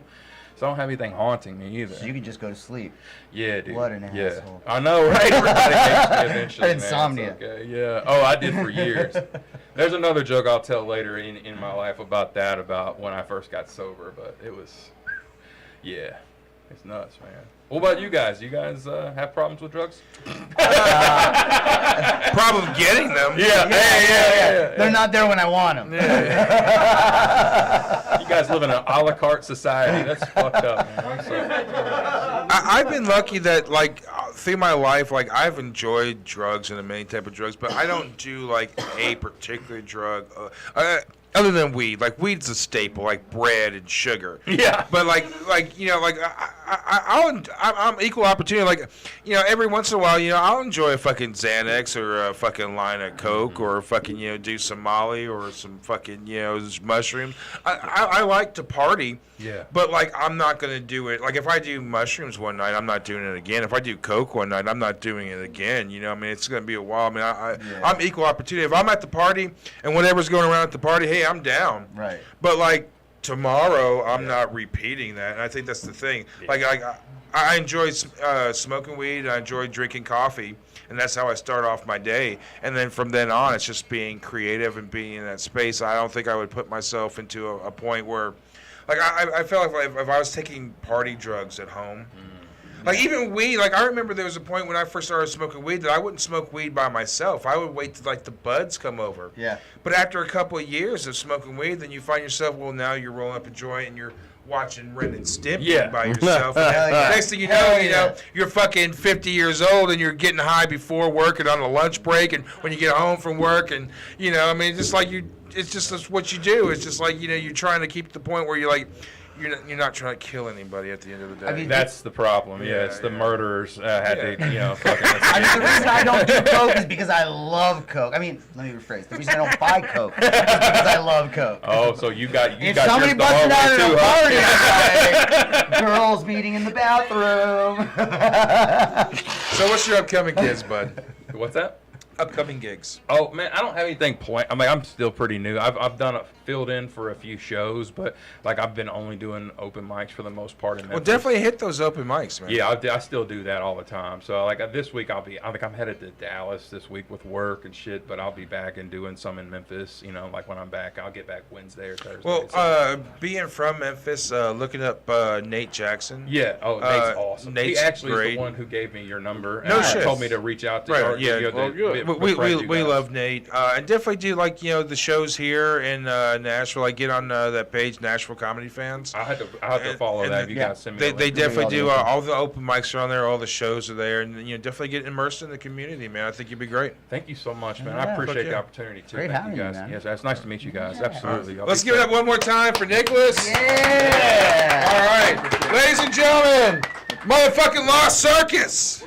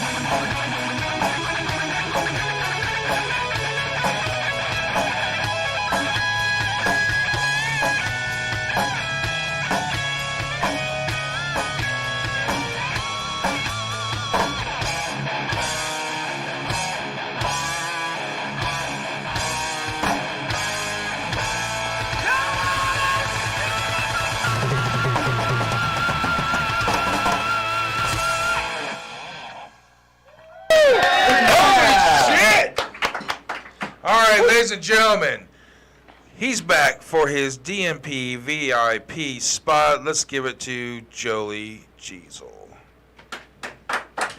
Yeah, how's everybody doing? Good? Yeah, I think I'm going to break the ice a little bit with the voice impression. Here is Mario from the, obviously, Super Mario's. I feel stupid fucking explaining that, but fuck it. Yahoo! It's a me, depression. Let's go. I can make that joke because I have depression. Now, do you guys want to know what I call signs of depression? Blue's Clues. Mootska, dude, I am screwed. Woo. That's either drugs, alcohol, or I'm putting a fucking shotgun in my mouth. I don't know which one yet. I hope that didn't get us banned. Speaking of mental illness, I was at a few therapists actually, and this one in particular asked me if I had any daddy issues. I was like, fuck no. In order to have an issue with something, it has to be in my life to begin with. All the white people can't fucking relate to that. I'm only white because of the lights. Anyway, another therapist said some stupid shit, and it's kind of what got me to stop going to therapy. She asked me when was the last time I touched grass. When she said that, I was confused as fuck. I'm like, what? Are you trying to tell me that fucking chlorophyll will help me forget about the survivor's guilt I have? What? And she goes, no. That is the phrase the youth say for have you been outside? Spoiler alert, there was no youth in that fucking room. So I decided to be a smartass because she wanted to be all, hello, fellow kids, when I'm fucking 34. So I decided to say, ma'am, the only time I touch grass is when I smoke grass. And she goes, that's the wrong answer. I'm like, then I guess we're done here. It's fucked up. Ever since I got out of therapy, never thought about killing myself. I guess therapists were the problem.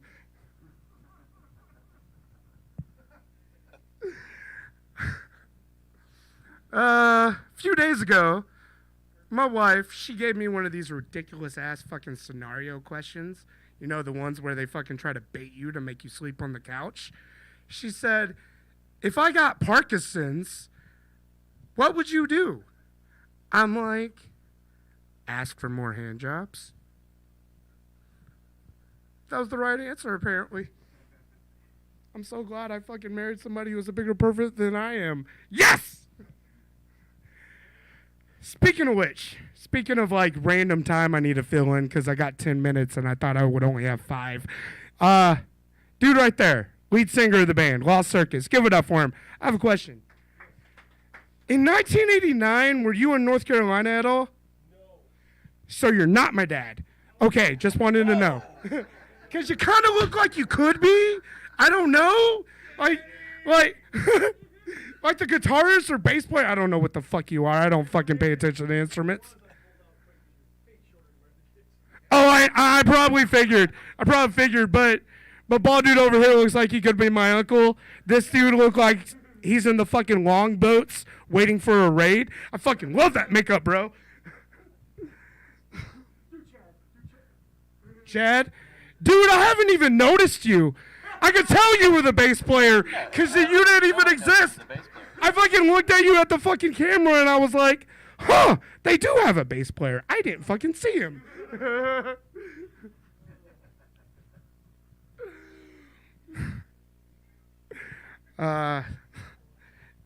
Way to fill up time. Yeah, good move. I missed one? Oh, yeah, that's the one female. Are you a female?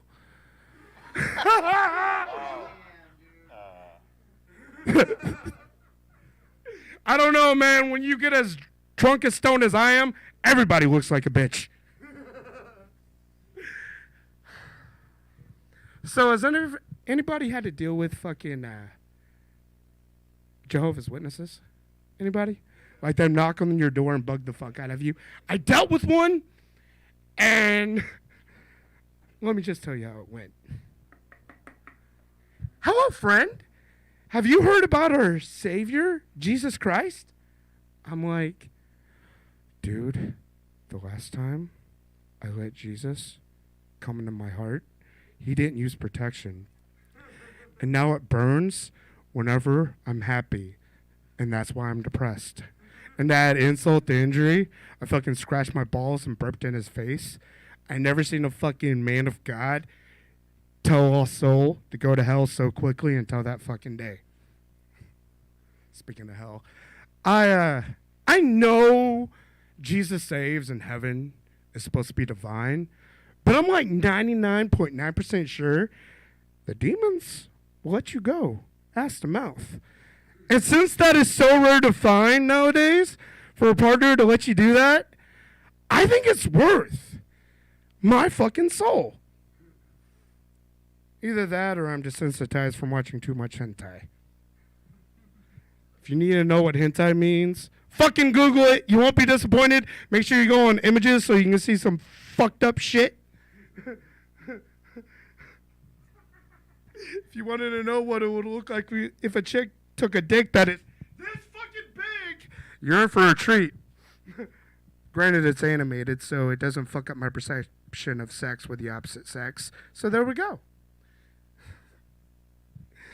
So I talked about Jehovah's Witnesses. I kind of went out of place with this one, but I'm going to talk about Catholics, because fuck it. Why not? Why not? It's what's popular, what's trendy, I guess. Let's talk about the Christians. You fucking suck. Anyway, this is just me fucking rambling because I don't know why, but I'm nervous. Anyway, I went to confession one day. I'm not a Catholic. I'm just a shut-in, and I needed to vent out shit to somebody who's not going to fucking call the police. So I went in the booth, and I was like, forgive me. I wanted to say, forgive me, Father, for I have sinned. But it came out, sorry, Daddy, I've been naughty. And on the other side of the fucking booth wall, I heard the fucking priest fucking unzip his pants. It was whoop. I fucking went out the door so fucking quickly. And that is when I became a Satanist. I'm just kidding. I'm a fucking Buddhist. I don't fucking care either way. Yeah. You guys want to see another impression? This isn't much accurate of the voice, but this is Marty McFly / Michael J. Fox.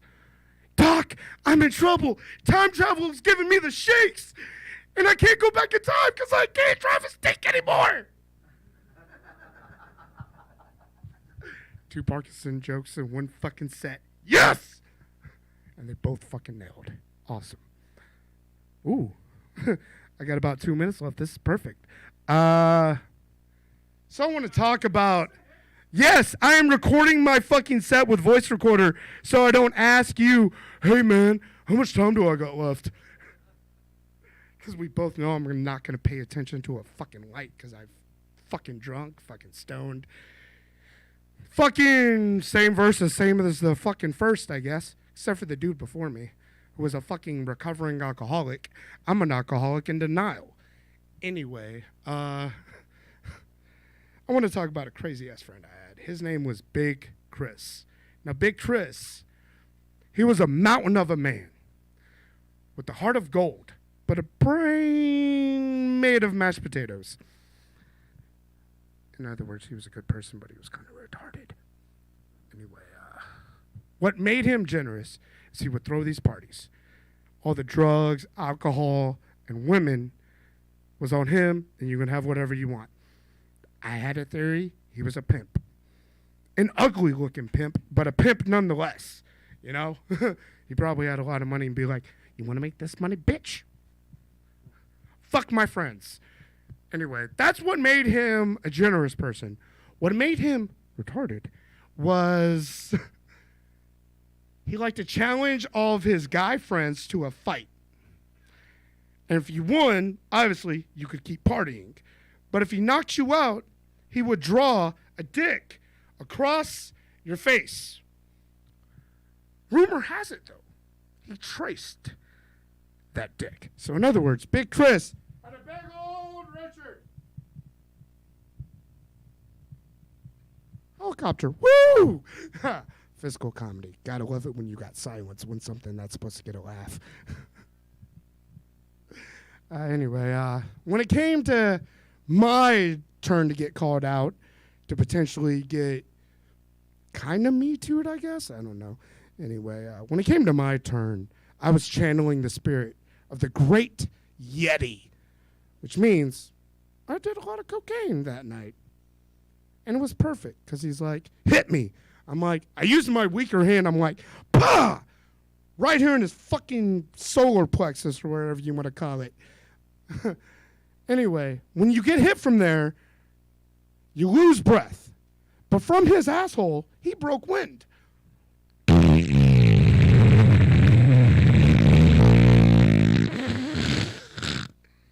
I farted. But you didn't use your strong hand, so you got to do it again, Joey. I'm like, are you sure? He's like, yes. I'm like, dude, you farted from my weak hand. Are you sure? He's like, fucking do it, you pussy. I'm like, bam! This time when I hit him, he didn't just fart. He shit himself. And when my friend smelled what happened, he goes, talk about a shitty punch. Everybody heard it. Big Chris was embarrassed as shit.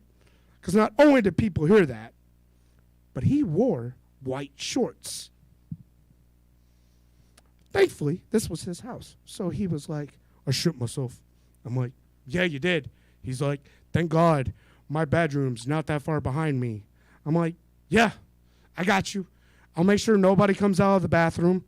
While he was walking, I fucked up because I didn't realize somebody was in the bathroom. And when they came out, they collided with his shitty ass. And that person happened to be his fucking girlfriend. Needless to say, the next day, they broke up. She went into their bedroom, grabbed a duffel bag in one hand, and had a dildo in the other like it was a fucking spear, threw that shit right at his face, and said, go fuck yourself, because I'm done with your ass. And the fucked up thing was, his mouth was open when she threw it. So not only did my homeboy get heartbroken and face heartbroken, but he also got face fucked all in the same night without having to be a woman on Tinder. It was incredible. One last story about Big Chris, and I'm going to be done. So one day, me and Big Chris were tripping on shrooms. And he grabbed me by my knee and was like, Joey, I have a very heart-to-heart, important question to ask you. Now, if you haven't done shrooms before, normally when someone says this, the thing they're going to say after is fucking stupid. So I was bracing myself. I'm like, all right, give it to me, dude. He's like, what would your reaction be if you walked in and saw me in the middle of autoerotic asphyxiation? For those who don't know, that is when you're throwing yourself while almost killing yourself. So he's like, what would your reaction be? I'm like, Big Chris, my reaction would be confusion. Because I wouldn't know whether you're coming or going at all. Are you serious? I'm going to go with a final voice impression to get a laugh, hopefully. Here's a Skeletor from He-Man. The whole fucking band better relate to this one. Crush your He-Man! I wanted to be the pitcher tonight. Meow! Oh, He-Man, you do have the power. All right, I'm done.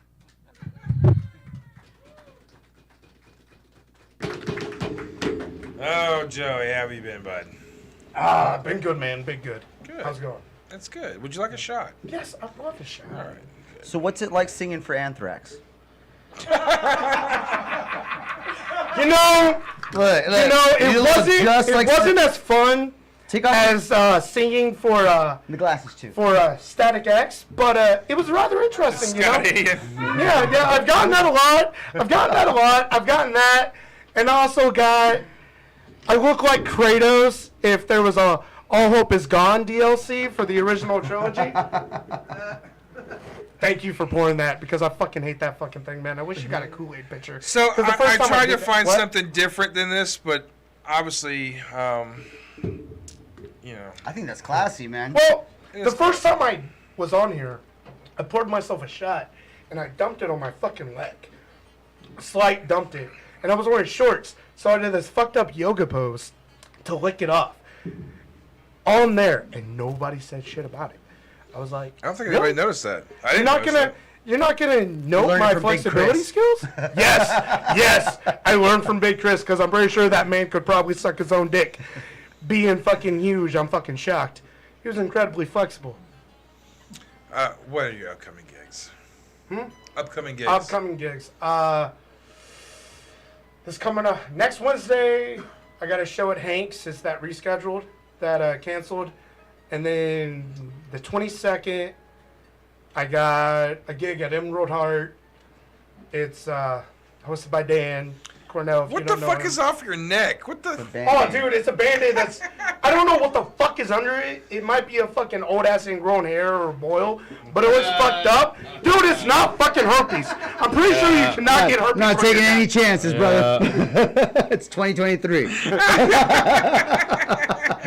Did you just get a booster or something? What the fuck? Nah, bro. My immunity system's based off of fucking self-loathing, so I'm good, man. Fair enough. As long as I keep on hating myself, I'm not gonna die from sickness. From sickness. You can't do shit to me that my own mind has done to me, Flu. Suck a dick. Can I say dick on YouTube? You can say anything. We'll never be able to monetize in this motherfucker. We're not gonna be monetized. I said fucking retarded, and I was fucking self-conscious on saying dick. That's true. We gain subscribers, we lose subscribers. It's life, hey. Yeah. Joey, thank you for coming. You're welcome, man. Hell yeah. All right, be good, brother. Definitely hang out, man. Don't rush off. I will. All right. All right, ladies and gentlemen, motherfucking Lost Circus.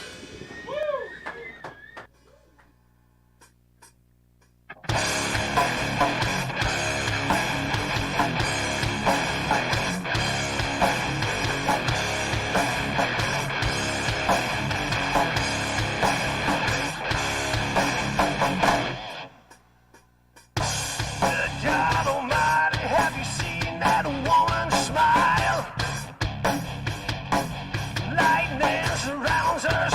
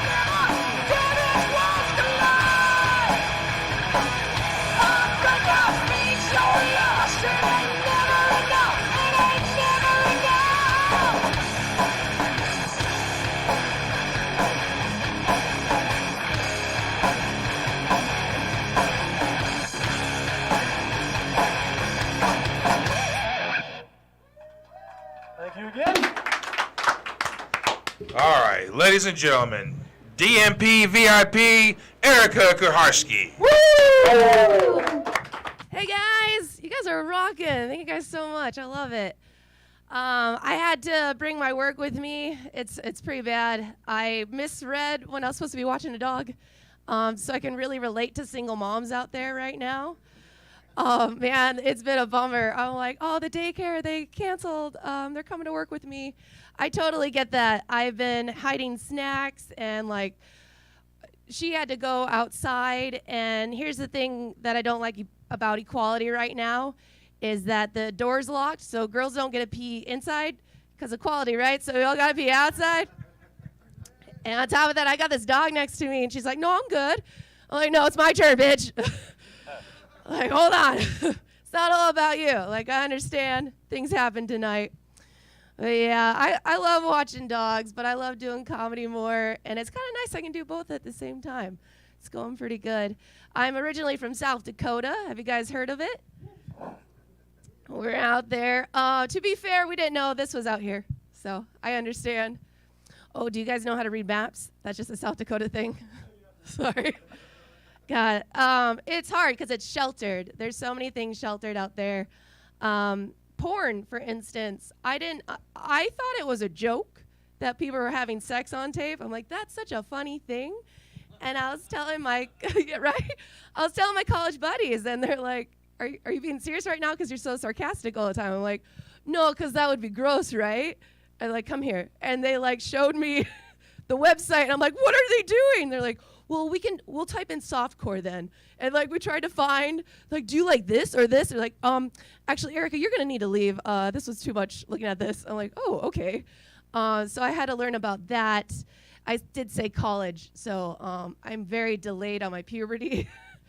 It's really bad. I wish there was a video for 20-year-olds. I want a school nurse to come talk to me right now. I just turned 30, and I had to do my taxes for the first time. That was really scary. You guys look like you're independent and know how to take care of yourselves. Yeah.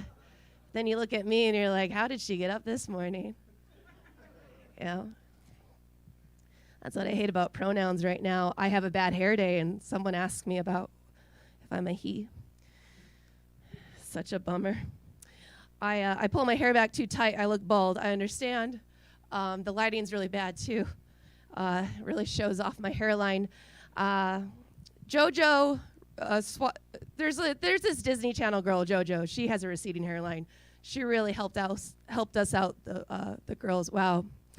Anyway, South Dakota, we're sheltered. We're so sheltered. I wanted to do hard drugs when I was in high school, but it's hard to get the good stuff in. But no, don't worry. I wasn't South Dakota sober, which is where you don't do anything except meth. A lot of people have those like at-home kits. Meth's pretty bad there.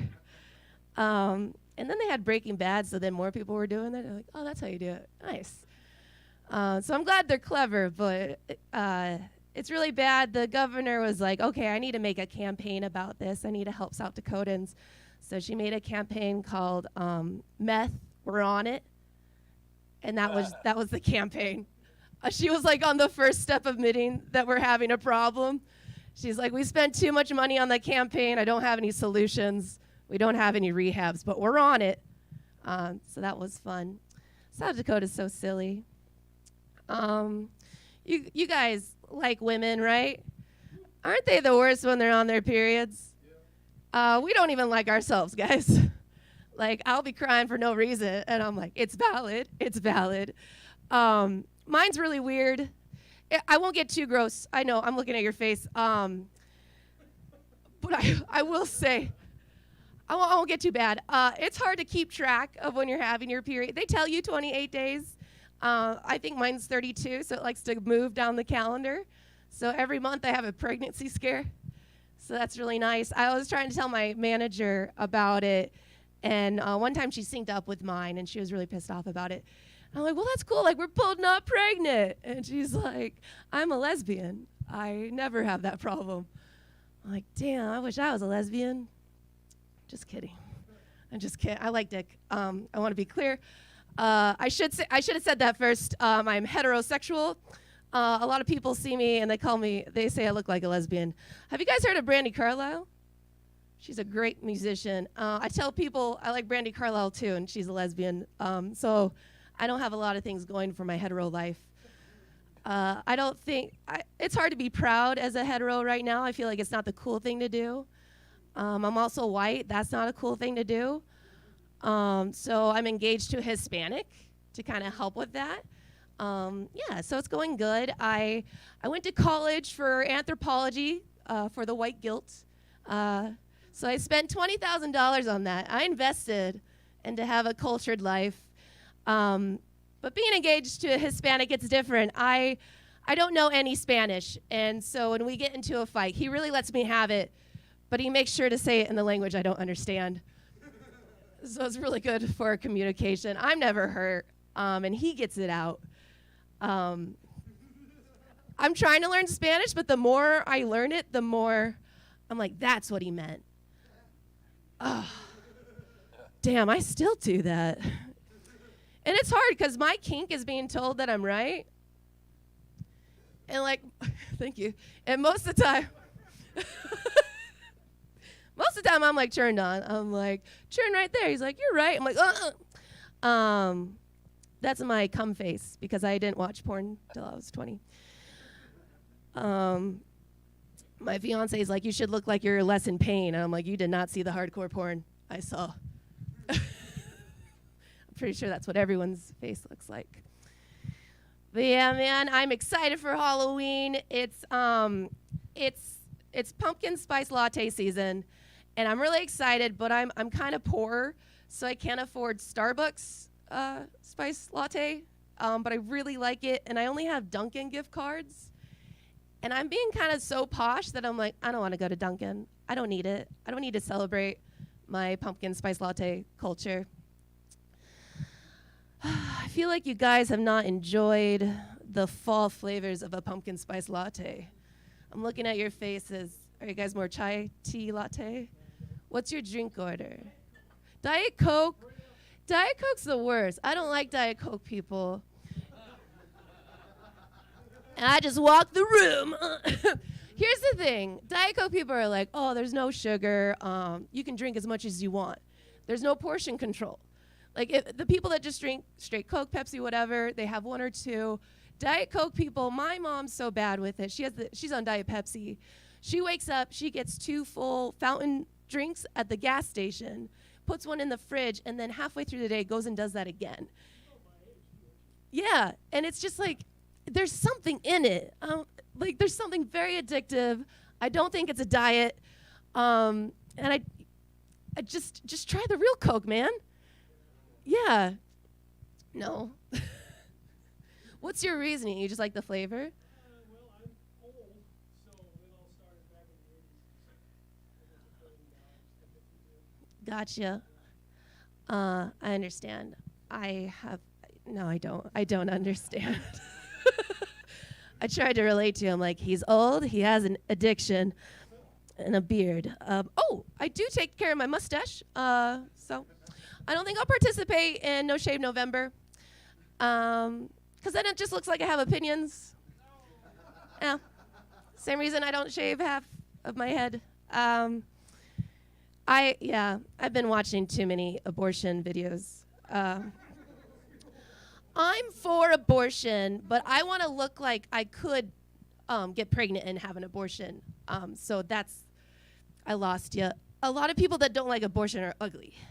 So you should like abortion.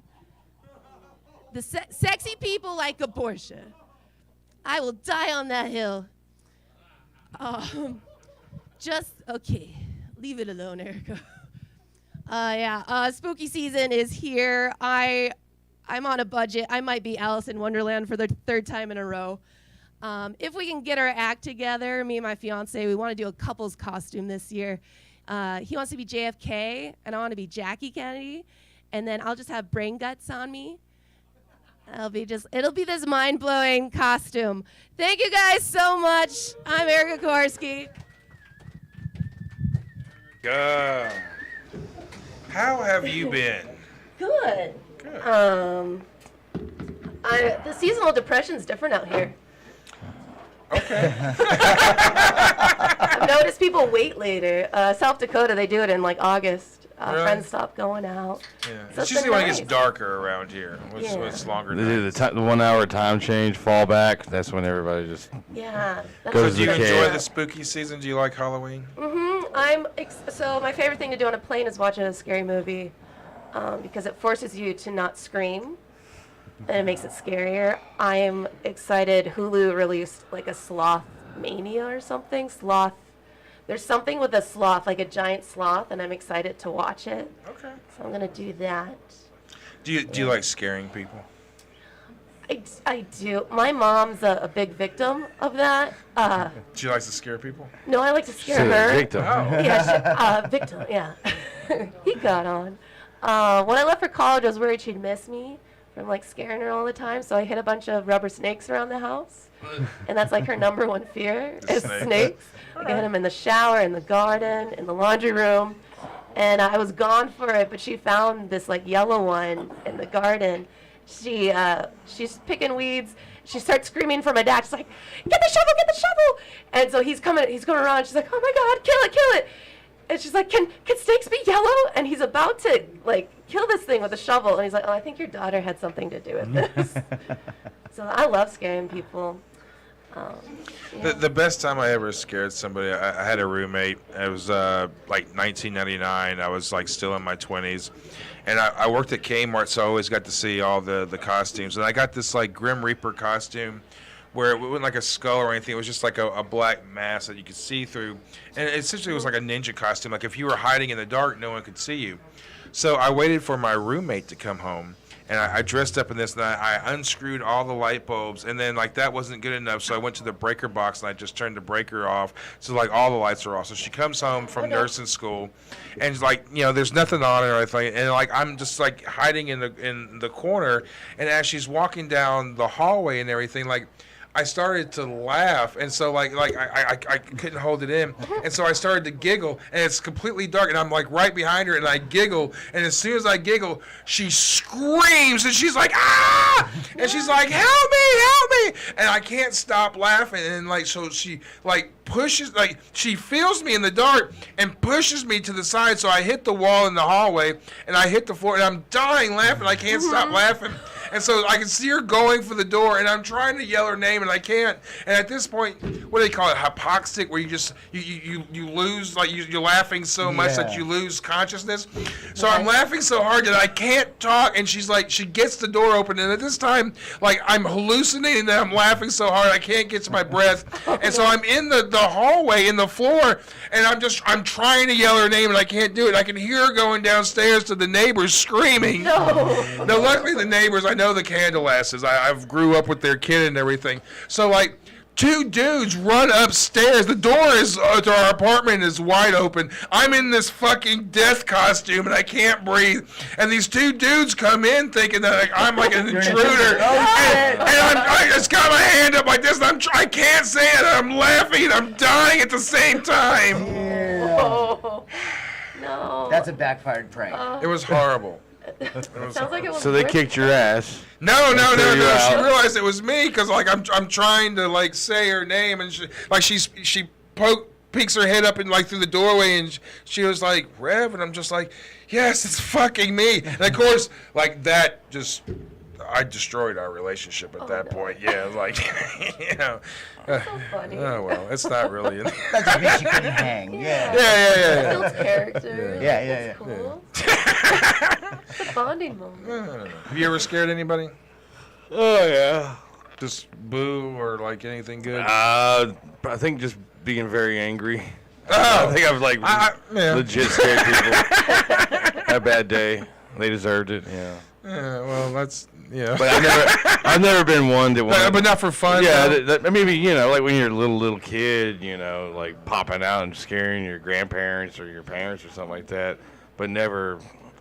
I've never got a hard on for scaring people. No. I was an evil kid. I loved scaring people. It didn't matter, man. Oh my God. So I worked at I worked at Kmart once, and they had their Christmas section in the garden shop this one year, so it was off to the side, technically, of the main building.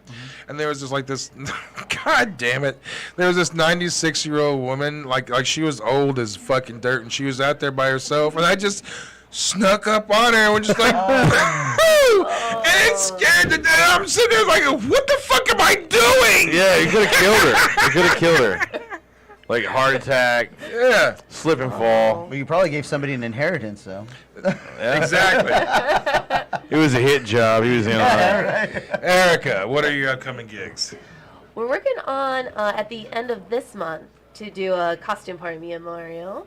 So we got to get, so either we're doing jokes as the presidential couple, or as the Hatter and Alice, or if we think of something So you're else. going as Joe Biden?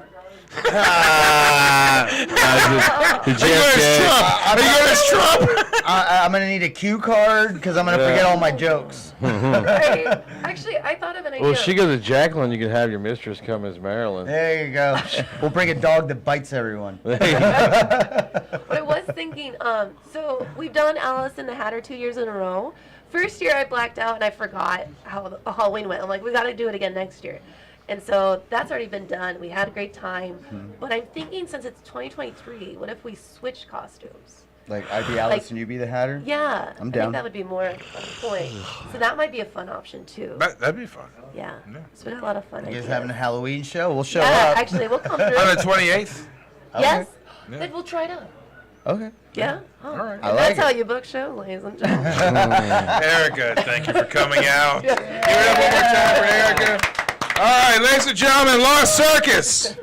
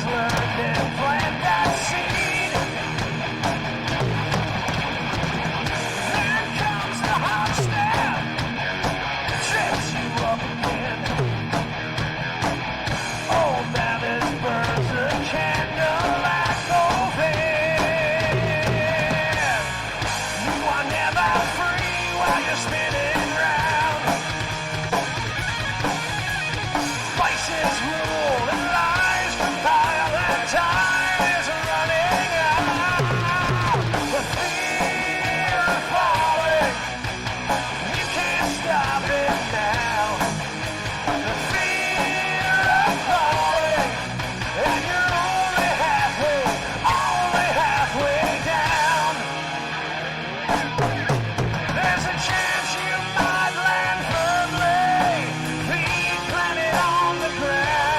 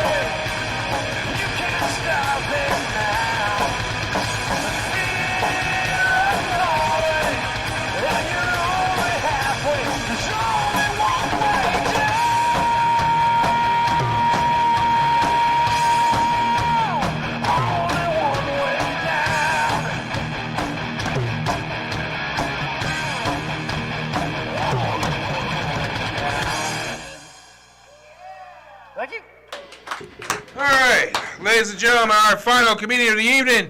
Give it up for Uncool Randy. Yeah! Woo! Yo. Hey, everyone. Give it up for everyone you've seen already tonight. Good job. Sort of. Hell yeah, man. Yeah, I said, here's what I said. I will win a comedy contest, and then I will go and do a shed out in Nashville. That's what I'll do. Come out here. I was a fool to have made merch earlier today. I'll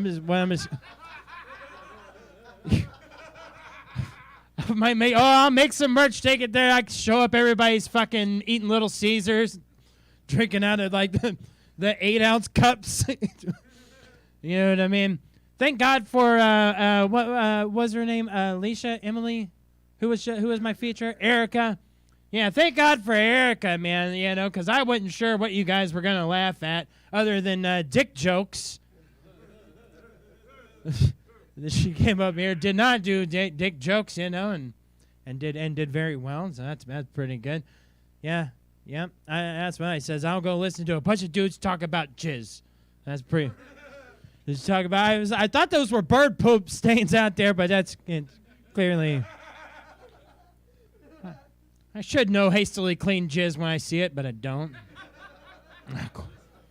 Fucking Jesus. No, it's good. Always good to be back in Nashville. Used to live here for a little while, so it's very fun. We're Halloween. People are saying, I says, when can I get in that? That's what I says. I hit up old Reverend. I says, when can I get down there to the old? I keep wanting to say, call this a basement. It has a basement feel. Shed. When can I come do the shed show? You know, and he says, why don't you come in October? And I tell you, I said, come in October. I hardly November. I said, sneak a cum joke in there. Why not? I tell you, man, I came in from Louisville, Louisville, Kentucky there. And I like desserts, man, so I stopped at the $5 Donuts. I like that place. I said, I'm going to go there, get some of them donuts. But I'll tell you, bread pudding, that's my real weakness. Bread, you ever have that stuff? You ever have bread pudding, you know what I'm talking about there? Yeah. Boy, I like bread pudding, but I tell you what I like more than that is inbred pudding. That's what I like. But only if my brother makes it.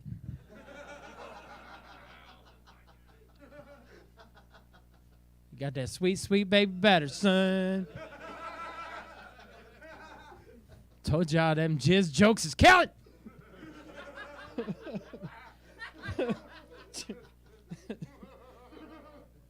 Don't believe me? I was talking to my dad earlier, and he says, man, you're lucky to be here, son. I said, why? He said, I got tested back in the 70s. They said I had a low sperm count. I said, gross. What a miserable job counting his sperm back in the 70s before automation. Counting it by hand. Sample 24 has a very low sperm count. High goop. That's what they say. You guys ever watch the Sesame Street there? Well, it's Sesame Street. You watch that Sesame Street? Hell, you grown-ass man, Doc. You need to be watching Sesame Street. That's what I watch. The adult version, the old Sesame Street. Big Bird, still same name there. I'd tell you, best character on there, though, sperm count. Will vampire help you learn your numbers? Sperm count. What was his catchphrase, you remember? It's 1 skeet, 2 skeet, 3 skeet, skeet, skeet. Shelf life on the cum jokes, everybody. It appears to be right about 4 minutes. Anybody want to die? Everybody bringing up the seasonal depression. No one wants to fans up to wanting to die. Man, my good buddy Danny Hucks, talking to him earlier, and he says to me, they say you die twice, Randy. 2 times you die. The first time is when you're dead. You've died and you're dead. But the second death, the last time someone mentions your name or brings you up in any way, now you're dead, gone for good. Last time they talk about you. And I thought, boy, that Hitler feller's got it made in the shade, doesn't he? Made in the shade. Yep. Meanwhile, Millard Fillmore hanging on by a thread. He'll die when the joke dies. make sure of it. Yep. Yep. They're saying, oh, ruined my childhood by changing things up. Winnie the Pooh, you know, and it's October there. A horror film they made out of the Winnie the Pooh. You've seen this? You know what I'm talking about? Winnie the Pooh had been made into a horror film, but I think it might have always been a horror. Remember Tigger on there, and he would sing. Tigger, I believe he was some sort of leopard or something, and he would sing this song. Oh, the wonderful thing about Tiggers is I'm the only one. It's just me, or did Tigger kill his parents? You know, man, I believe there's always been an element of horror to Winnie the Poop. You know, ladies, just kidding. Come on, what are we doing here? Ladies, I don't want to tell you what to do with your bodies. Supreme Court says I can, so I'll give it a shot. Give it a shot up here all by my little lonesome. But they say it, Jax was saying earlier, look at this chick's butt. So firm. That's what you said, didn't you? No, you didn't want me to look at her butt? Jax was saying, he says, look at her. It's so firm you could bounce a quarter off of it. I'm like, what in the fuck? What in the fuck for? You know, I don't want no firm butt. I want something just south of juicy. That's what I like. Just south of juicy, baby. You know, like a pair of tits. Your butt ought to feel like another pair of boobs down there. That way, I'm boobs, man. Like that's 4 boobs in total. What you're squeezing on there. People always bitching about the muffin fupa here. You know, the old fupa. Quit bitching about the fupa. That's fist sideways boob right there. You can suck right on it. I don't know if they still make outie belly buttons or not. That could be their little nipple there. Suck on it. If you're fucking away, I'm fucking. It's like right there. Everybody say their favorite way to fuck on 3. Ready? 3. Side salad? It's the croutons. Ah, yeah. I was gonna say something more dick like. Fuck. Earlier when I was bitching about y'all talking about dicks and stuff, I meant to say if you love dicks so much, why don't you go gay marry them? And then I forgot to say it. No, you guys pretty stupid or smart? What do you guys got? We're the stupid, bunch of dum dums. Yeah. Yeah, I'm not very smart. I did go to college. It didn't quite take in the old noggin there. But I went to WKU, right up the road, not far. And I got one of them situations. They pair you with roommates in these apartments. You get your own thing. You share a common space. And I was like, all right, yeah, that'd be great. You know, I don't have no friends. You know, these are instant friends. They got to be my friends that are going to live here. And I got there early just waiting on them. And, and the first guy walks in there.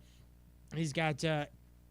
he looks really fucking cool. I was like, this guy looks like a fucking cool dude, you know. He got a real cool shirt on like me, you know. Cool fucking looking shorts there and dreadlocks, you know, big tall guy, black fella. And he takes one look at your old Uncle Randy here, and he looks me up and down. He goes, Cletus? That's what he said. He said, Cletus? You ever been presumed Cletus? Fucking feel me? Yeah. So I says, I'm pretty sharp. I go Darnell. That's why I says Darnell like that. But I tell you what he says. It's nice to meet you, Darnell. And then he goes to his room. That guy's name was Cletus the whole time. Just Cletus. Identify himself. Oh, cowboy. So I go by Darnell for a couple years there. The Darnell years, they call them. Just till I know it's safe. Yeah. I'll stop doing it. I'll tell you this, man. Toilet paper. You guys seem pretty dark and whatever. Don't care what I say. I tell you, toilet paper there, man. I was in the bathroom at the restaurant earlier that we stopped at, and I noticed that their brand that they were buying there was Cottonelle Professional. Cottonelle Professional, and I thought to myself, I said, boy, I didn't know you could go pro at sticking turds on paper. That was amateur shit. Sticking turds on paper. That's what you do with your notebook, don't you, Jax? You're my... Who's that guy Conan always makes fun of? That's who you are tonight. I love Jax. I love it, Jax. Give it up for Jax. He came all the way here with me. He did good, didn't he? He did good. He didn't know what he was doing, asking you guys to play him some ambient music. Like, what are you getting into? I know what bit you're doing. It's like a sleepy time bit. These guys, yeah, clearly the sleepy time fucking thing. But I'll tell you, I don't know what kind of toilet paper I should be buying out there, man, on account of, I trust a spokesperson. You got a spokesperson, I think they know what they're talking about. Old John Madden, that fella looked like he know foot fungus, so tough acting, connecting. For me, for all my fungus needs, fungal infections, yeah, that's what I'll buy. But toilet paper ain't got a mascot worth a goddamn. Who the fuck is Scott? I don't know if he cares of the softness of his toilet paper. I'm in it for the softness. The Charmin Ultra Soft bears shit in the woods, Can't even reach the ass. You look at the way the arms is drawn on there. I don't know about a real... I don't know how a real bear arms look, but, they're probably pretty short. Angel Soft I sees. The Angel Soft commercial. Now that is a soft-looking commercial, man. Big puffy clouds, man. Could be wet for wiping. Very soft-looking. And rolling around on the clouds there, you got a little fucking baby, Little fucking baby. Yeah, it's also fucking soft. And he's in charge of the whole operation, this one baby is. Got charts and graphs, softness through the roof. Profits, same thing. Through the roof. Baby's over there inspecting the toilet paper and shit. Baby's so soft they even got real soft looking feathery wings on. I don't know if you know what those are, but those are dead babies there. Working down at the old toilet paper sweatshop. What do they know about wiping ass? Never got the chance.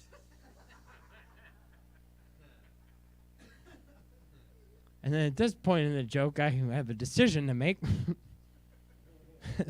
You know what I mean? So I try to figure out, if the host is coming back, then I go, well, if we're talking something soft to wipe your ass with, nothing softer than, and then I bring the host. I might say you're going to wipe your ass with the host. But really, we all know I was going to say dead babies the whole time. For the soft ass wiping thing, right? Yep. Just as I suspected, the only way out of it is to blame it on the host. So that's always pretty fun. 2 black guys and a white guy walk into a bar with a gay duck. And I think you got them around here. It's a hipster bar, and they sell them hot dogs what cost too much, and they got cheeky names for all of them, and they're overpriced and shit. And the white guy says, boy, I am starving. I will take the biggest one you got there with all the toppings on it, chili and all that. The big sloppy wiener, that's what I will have. In fact, make it 2 on account of I am very hungry. Black guys look at each other and they say, man, this sounds like one of them racist jokes. I think we ought to leave the joke. So them fellas leave the joke. They're not there no more. White guy says, man, this does have all the smackings of a racist joke. I should leave. I ain't trying to get canceled. I'm going to get the fuck out of here. He leaves the fucking joke. He's not there no more. Bartender comes out of the kitchen, walks up there, says, where in the fuck did everybody go? Man, what am I going to do with these 2 big sloppy wieners I got here? The gay duck says, put them on my bill.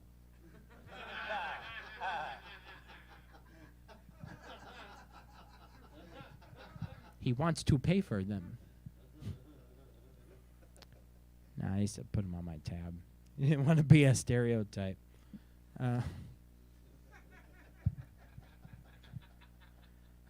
like to leave on that one, but then I got to look in here at the thing. I'll tell you this. I'll tell you this. I'll tell you this. I'll tell you this. I'll tell you this. Let's talk about fucking people.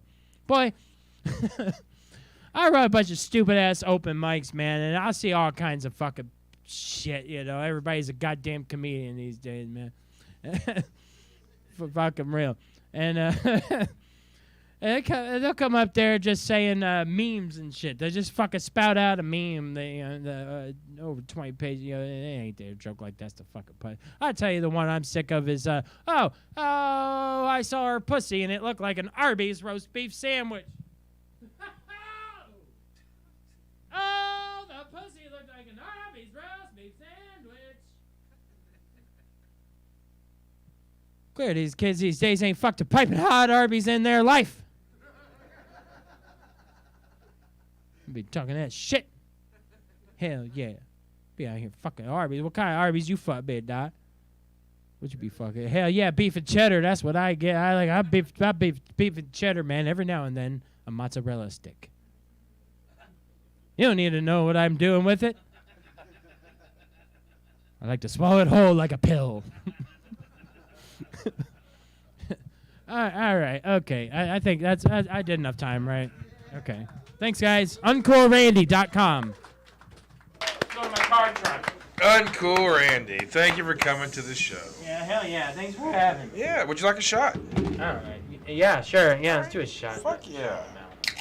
Can you turn my headphones up? Yeah, we will. Okay, they're in my car. Yeah. So what brand of toilet paper do you like to use? To be honest, I like the Cottonelle Okay. regular. Yeah. The professional is like, they take it down a notch for the pro, thank you. Yeah. But the regular one, it's got those grooves in it, you know what I mean? It's Yeah. got those little grooves. And then also... To Cottonelle. Oh, yeah. you dropped... Yeah, I'll have a little with you I've been guys. getting the mail order Amazon wet wipe things. You know what I mean? Dude wipes? Yes. Thank you. No, not dude wipes. That's so rough. Oh, okay.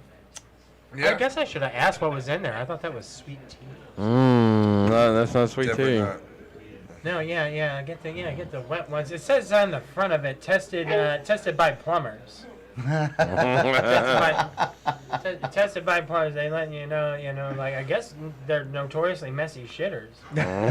Plumbers.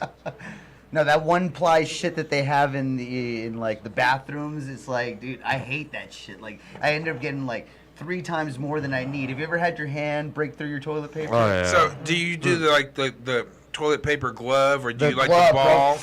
So you do the glove, you don't do the ball? Yeah, because it has to have some kind of structure to it, so I know when my fingers are slipping into uncharted territory. You know what I mean? With the crumple thing, before you know it, you're like, oh shit. Yeah, keep the back of your hand safe from the toilet seat too. You know, Yeah, you don't dude, know poop what- is not a dabbable substance. No, you you know? don't want it. It'll take Gotta this wipe. Yeah. I tell you, yeah, that's. I mean, honestly, that's kind of like the end of the joke. Is like, well, I mean, that is the one thing poop loves to stick to is like skin. Yeah, they should just make it out of skin. You know where to get skin toilet paper. Wildville. Yeah. There you go. So what got you into comedy? Oh man, I just like I just got these jokes, man. You know, in my noodle, and then I see people that are awesome like doing it, you know, and I'm like, oh man, I'd love to get like that, but fucking then you get discouraged by that shit because you're like, man, they did all the best jokes already. They're all gone, you know. Well, but then you see somebody who's a fucking turd, and like they'll do like fine, you know, and you're like, I could fucking do that, you know. So what do you plan on doing once Shameless ends? When Shameless is over, probably, I don't know, probably burn a house down or something. Didn't I die? I don't know. Am I still alive here? Yeah. Do you have any type of horror stories for being on the road or anything like that? Or is this one? Usually this is the one? Oh, this here. Yeah. Oh, God. I tell you, I hate a podcast, man. No, let's see. I mean, it is what you make it. I mean, recently, we walked out on a show all the way up in Terre Haute, Indiana. Terre Haute. Really? Yeah, man. I mean, it's like Indianapolis and then go like west another Right. 45 or something, you know. And we had done a show in Illinois, and then we're going up there, and it's me and 3 other cats from Louisville, very funny. And so we do the show in Illinois. It's fine. We get over there to the Terre Haute place, and I talked to a buddy of mine to like book it. So he books it at this brewery. Okay. And we're so the host comes up. He gets them kind of into it. It's over Labor Day. These people bought like tickets to like come there. Okay, that And makes then- a difference. And then so all right, the host goes up. He does fine or whatever. And then our buddy Nariah goes up, and he's the only black guy in the whole place. And he's up there. He's doing very well.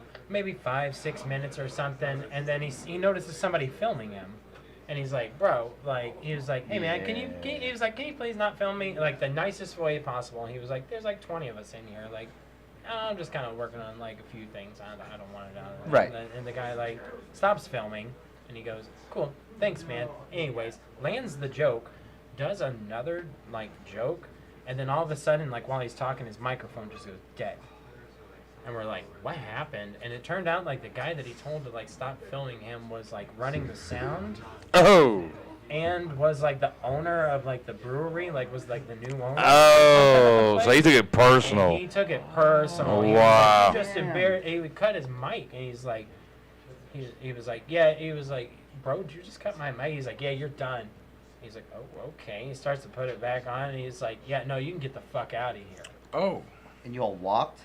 Well, yeah. You had to. You had to. You guys rode in together. You had to. Yeah, hell Can't yeah, we tolerate did. that Because shit, we were like, dude. is the show over? Like somebody says, you know, I mean, it's dead silent. They're not on the guy's side. Like, they're all on our side. Yeah. He's like, no, just him. You guys can still perform. And we're all already just, like, putting our, like, stuff in our... Ready to we're, go. We're out. We're getting out. We're like, nah, we good, dog. Like, totally fine, like, on this shit. Like, what? Go wait in the car, Naraya. Right. Yeah, go sit out there in the hot car while we fucking finish. Y'all this. drove out This together. guy, Yeah. yeah, we rode out there together. Wow. So the owner ruined his own fucking night to make Yeah, money. we were gonna make like not like a ton of money, but like for 4 people coming like out of town. I mean, it was like a decent little paying thing. How you old know, was this so guy? it was, who knows? Older? No, younger. See, yeah. The younger people are like super fucking sensitive. It's the man. ego too. I thought that Yeah, was his, exactly. I, I thought own a business. Right. I Yeah. thought that was his truck in the driveway, but then Oh, it turns out good it thing was it's his. not. Yeah. Yeah. No, dude, like back in the day, dude, like we used to talk shit on people to see who was cool. You know, like if you could handle being shit talked to, you're cool to hang Right, with. You know what I exactly, mean? yeah. Because like the last thing you want to do when you're hanging with your buddies is worrying about what you're gonna say. Yeah. You know what I mean? Yeah, that's the last thing. And you said like he even asked nicely, dude. Fucking. He couldn't have been any nicer about it, dude. I mean, honestly, he was doing fine. And if the guy would have just like cooled off for like 2 or 3 more minutes, like he would have been done with his set. Because I think he was just doing like 10 or something. He was well in it, you know. And the fucked up thing is he got called on doing something bad, something he shouldn't be doing in the first place. Yeah, It's like You don't need to be recording someone's set, especially if they're not wanting to be dude. recorded. Yeah, there's a reason they make you put your cell phone in a Right, bag in yeah, comedy shows, exactly. dude. They want you're supposed to just sit there and enjoy the experience. man. Exactly. So what? And like I've been mean about it before, you know. Like, well, I normally don't notice, but like, I don't know. Like, I was pretty rip shit drunk, and I was rapping. You know, I'm a fucking rapper. You're a rapper? Yeah. Can you freestyle something for us? No. Okay, fair. Costs money, dude. Cut his mic. You're out of here. Yeah, don't take no video of me rapping.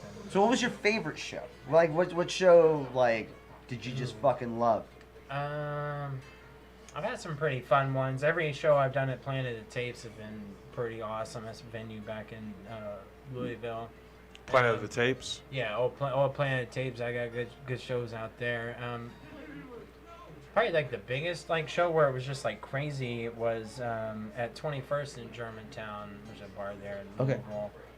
We had Randy from Trailer Park Boys. Oh, fuck yeah. good shit. that Greasy guy. cheeseburger bastard Yeah. bitch. Yeah, he does this like Randy's You know cheeseburger it. picnic thing or whatever, you know. But that bitch was like sold the fuck out. Nice. And then they were like, hey, we need like a host or something, you know. And You have I to was host? and I was like chilling. Dope. And then they had to like books it. I do a Sunday show there, and he was like, Randy's here, and so he come tell me about it like right before the show, and the guy's like, he gives me like a basic script or like whatever. And he's like, you know, just say some of these things, like improvise, just go ham it up with them, like you know the show. And I was like, yes, I know the show. And he's like, all right, well go just gonna ham it up with them, do whatever you want. And, you know, you got like a 5-minute like lead, like do it. And in my brain, I'm thinking that means go in my car and like put on a beat and like rap. Okay. Like, because I was like, well, how do I interject myself into this like show? Because they're just all these people are not like here for a stand-up comedy show. They're here for the Trailer Park Boys. Yeah. So then I'm like, well, I gotta just say I'm J Rock's cousin. I'll do a little rap to shut them the fuck up. Because when it was packed, you know. And when I came out there, you know, you could tell they were expecting like a Trailer Park Boy or two to like come out or something. It Sure. seems like the music like changed, and they were just going fucking nuts. And they got like, they're probably like 90 cameras like out like filming or whatever. And I was like, all right, well, yeah. And it was a good thing I did think that, because like they were not gonna listen to like fucking cheeseburger or Arby's pussy jokes or Sure, you know, yeah. they're not You gotta there read the for room, that. yeah. So I did that, and it went over very well, and it was, you know, that sounds dope. It was, you know, it was a super cool opportunity of just, it was a right place, right time for fucking once, you know. By the time you're out away, Comedy feels that way. It's not like, it feels like you're in the wrong place at the wrong time, like 8 out of 10 times at the minimum. But then when you get that one where you're like, I don't even want to do this show, and you do it and it ends up being amazing, those are like the most fulfilling moments for me. Yeah, hell yeah. Hell yeah, man. So, what are your upcoming gigs? Let's see. I got something coming up in West Virginia. I'm headlining a show out there at Joe's place, Jerry's something or other. All right. Mountain Mama. Mountain Mama. Tomorrow back in Louisville, we got like a masquerade show where we're doing other comedians like bits and stuff. So that's cool. Yeah. So you're doing another comedian's bits? Yes. As them? Yes, as them. That's pretty funny. So, That means I like it's a that, close-knit yeah. community then. Like, if you're able to do stuff like that, Yeah. that's cool, dude. Like, I feel like there's a lot of comedy scenes where too many people are competing with each other. Like when, like, you always can learn something. It's East and West Coast, but like more in the middle, you have people that are more cool. Yeah. You see the competition for on the East, especially the East and West. Yeah.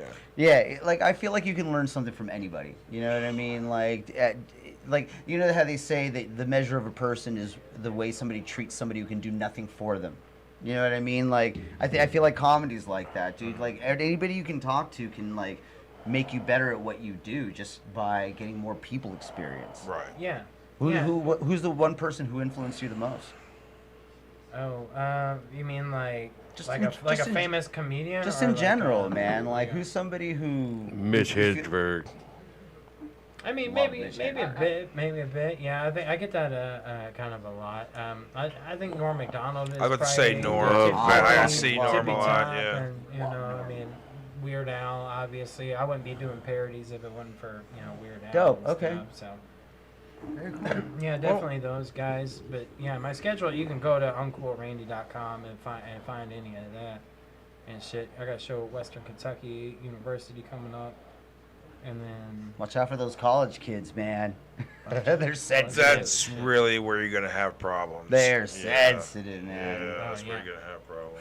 That's- Well, there's Randy, we appreciate you coming out, brother. Thanks for having me, guys. Thank you, brother. Hell yeah. Appreciate it. Hell All right, so let's give it up one more time. They're going to play us out. We want to thank everybody for tuning in tonight.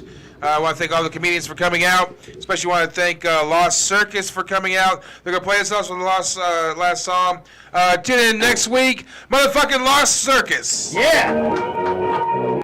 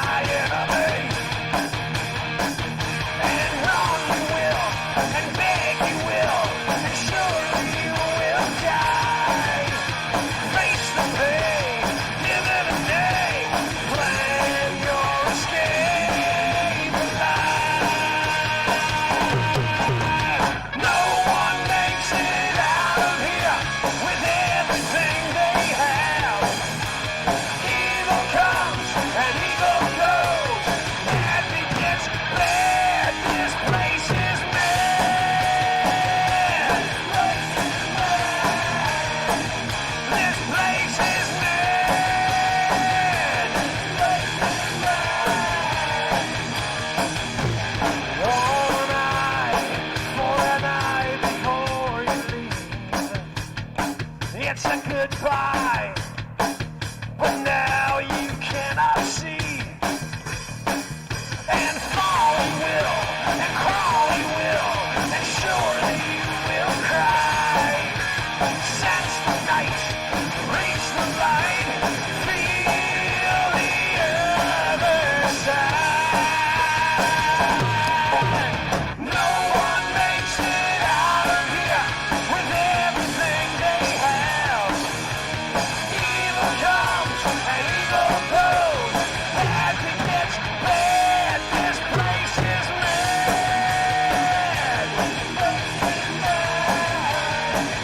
This place is mad.